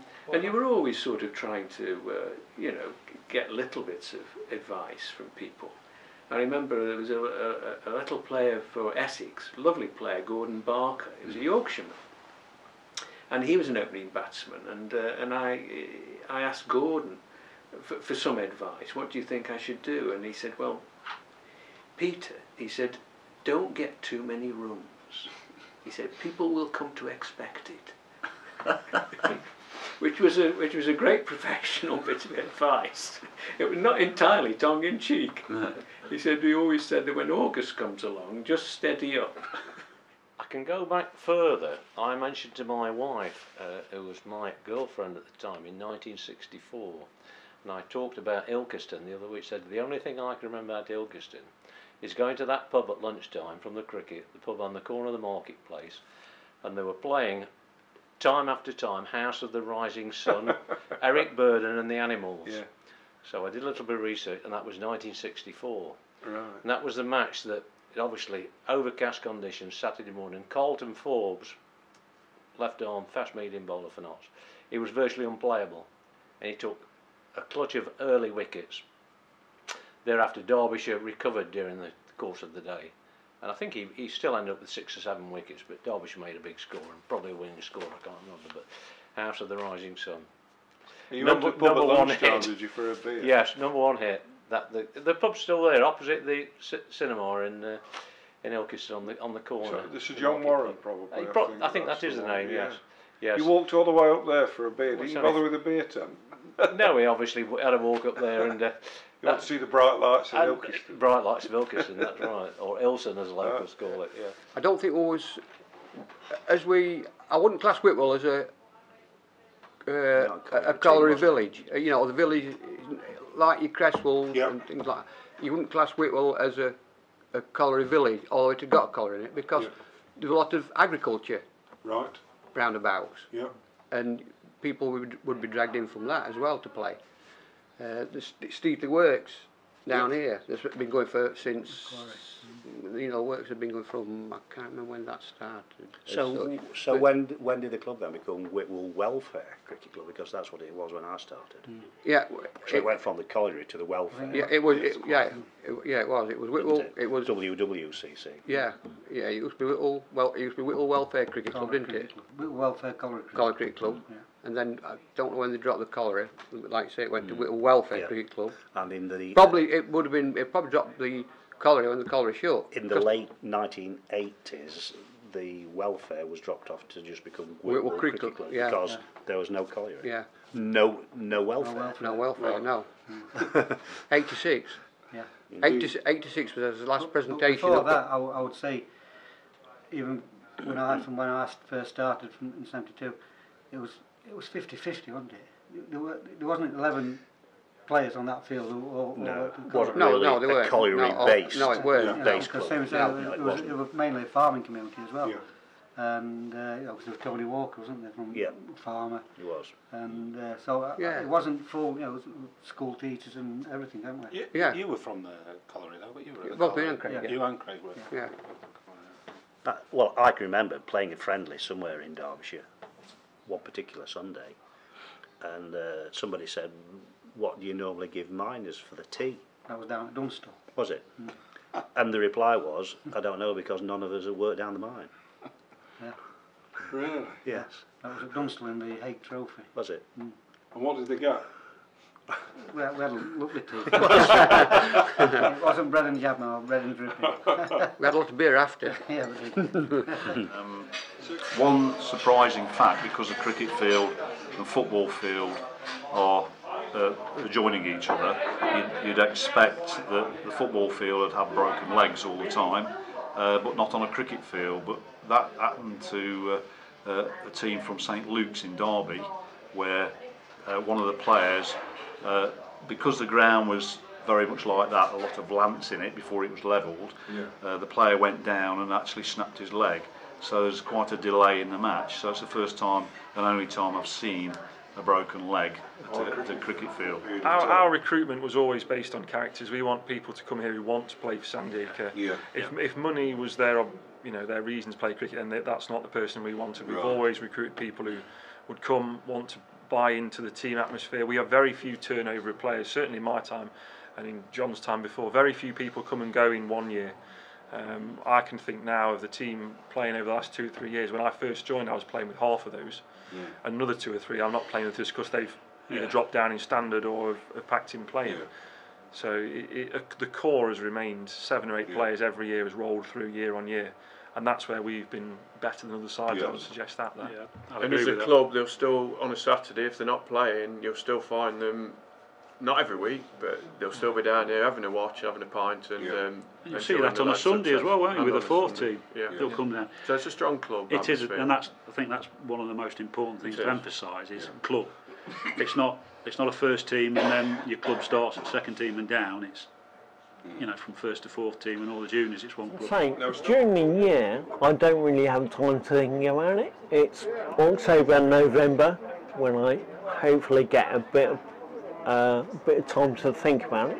And you look back and you think, well, I played a small part in what's a tremendous achievement for the whole club.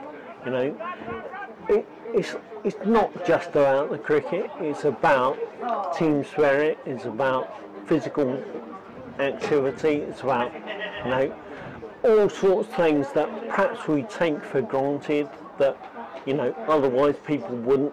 People with disabilities may not get the opportunity to experience. Derbyshire players, I think my favourite Derbyshire players of those early years was Chris Wilkins. Because I'd never seen anything like it when Chris Wilkins came here and he started hitting sixes. I don't think I'd seen a six before, certainly down here.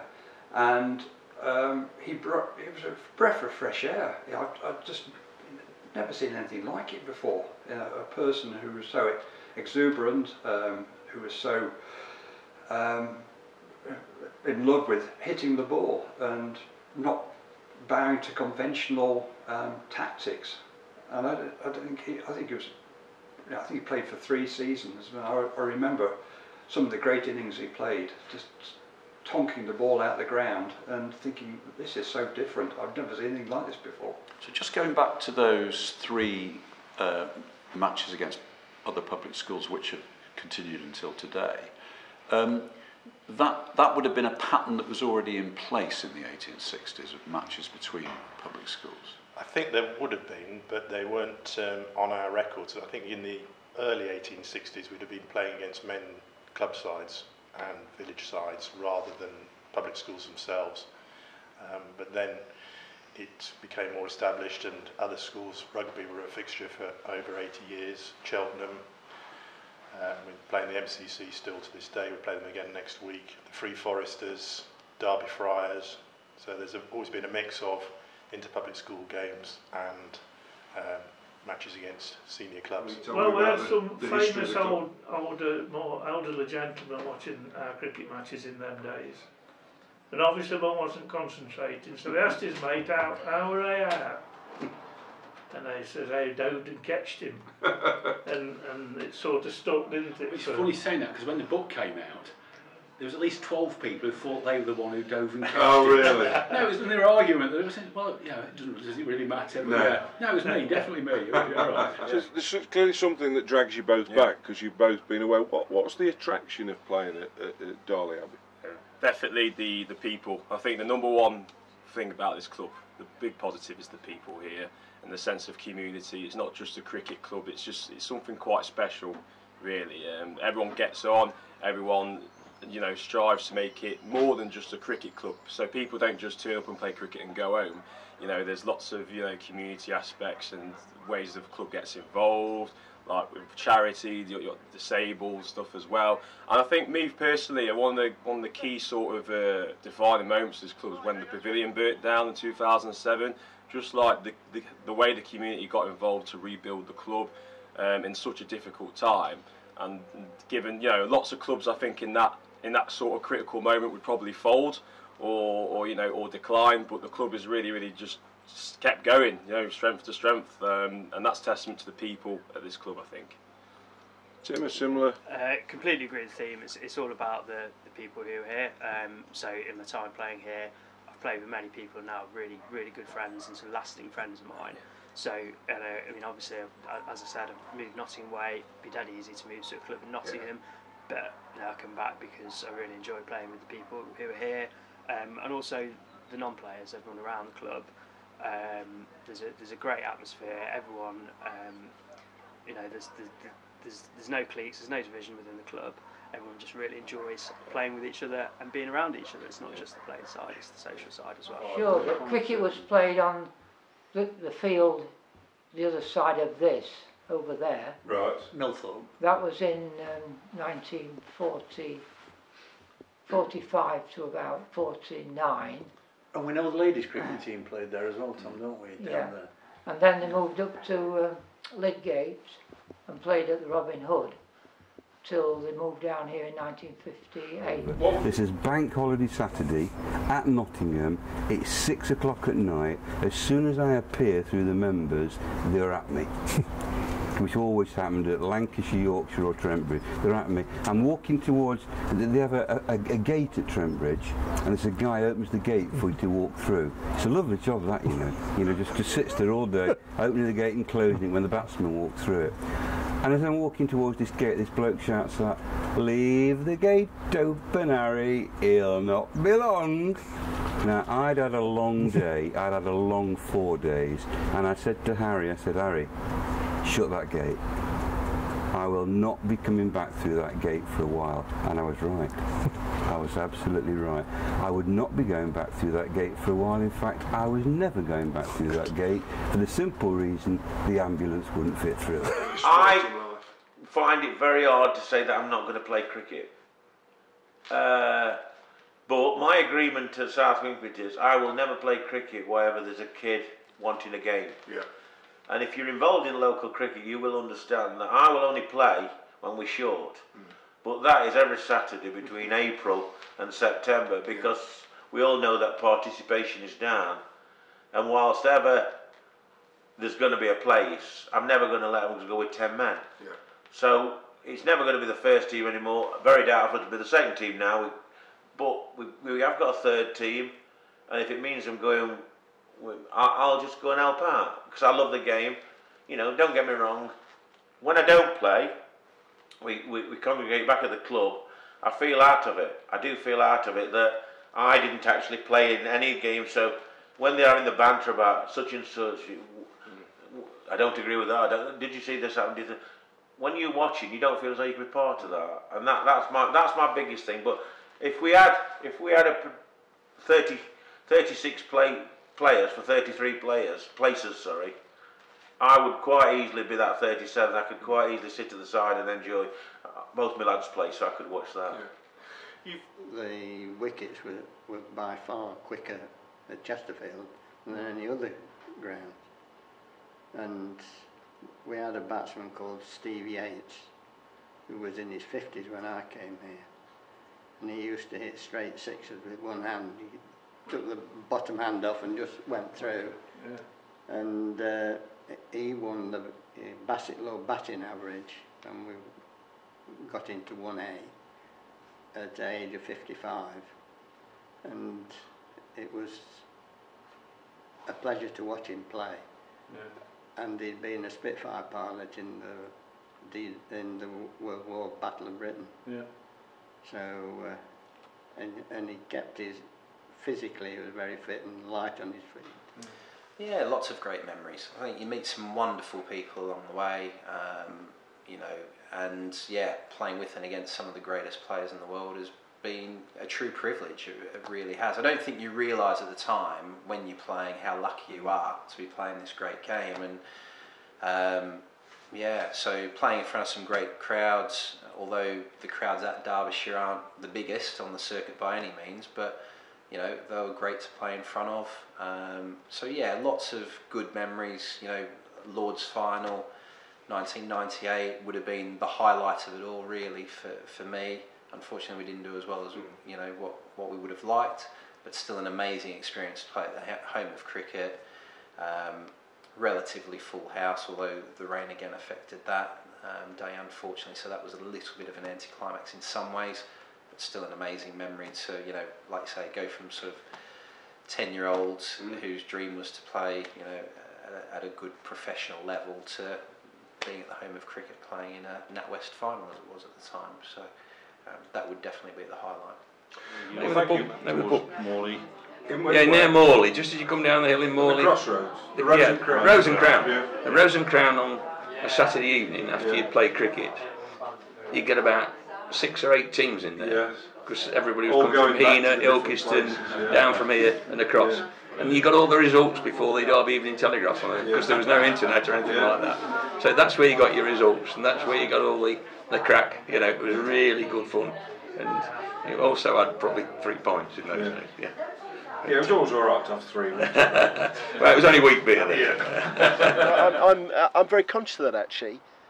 very conscious of that, you know, we play here, we enjoy this great ground, which was left in trust for the playing of sport, this ground, given by the Duke of Devonshire, as indeed the Duke of Devonshire gave most of Buxton for one reason or another, for one thing or another. And we're now we are a joint club with bowls and tennis. We have our separate sections, but yeah. But you know, there were some real match winners in there. I think the thing about being that dressing room, there were some real quality match winners in there. You know, too many, not too many to mention, but yeah, you know, Kim could bat all the way through innings at will.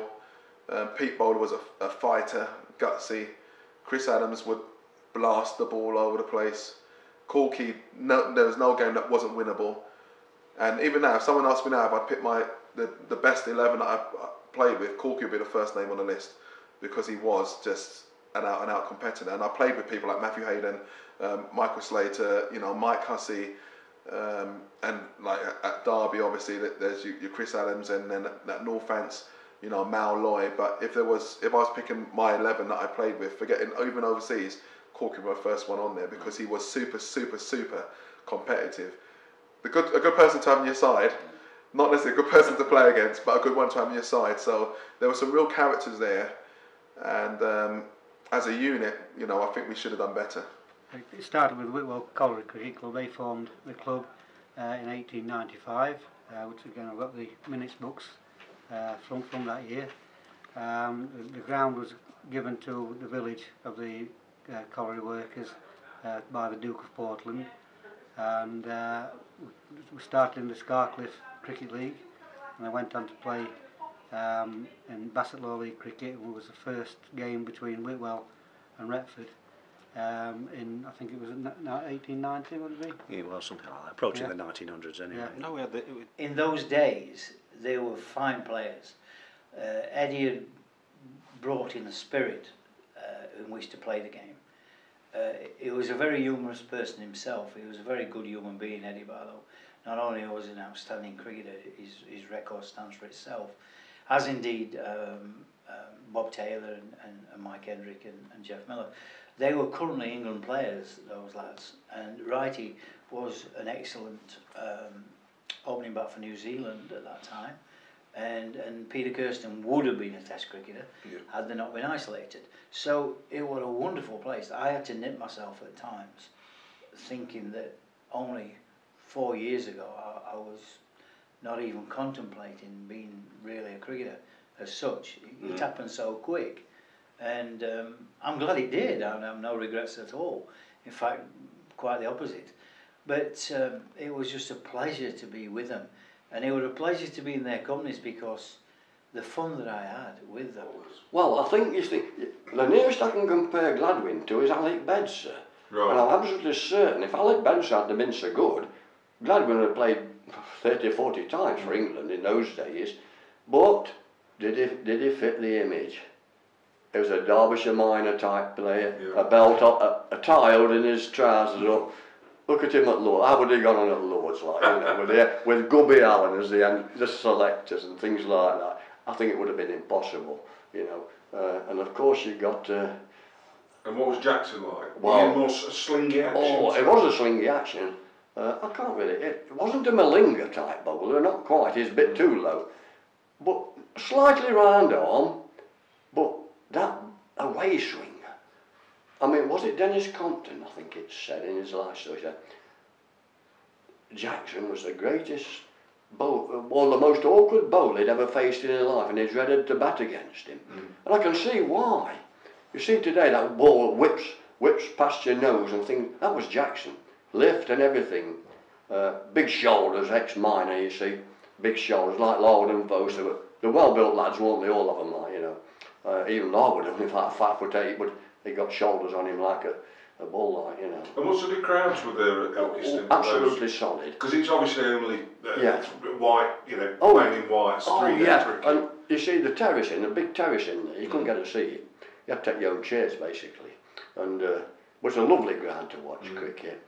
I can remember John Harlow talking about it, a match against Notts and Derby. He said, this is one of the most beautiful grounds in the country. He said, with the windmill in the background, that was their windmill, of course. He said, what a lovely sight. And I've got a mate, Harry Twigger, he was in Korea.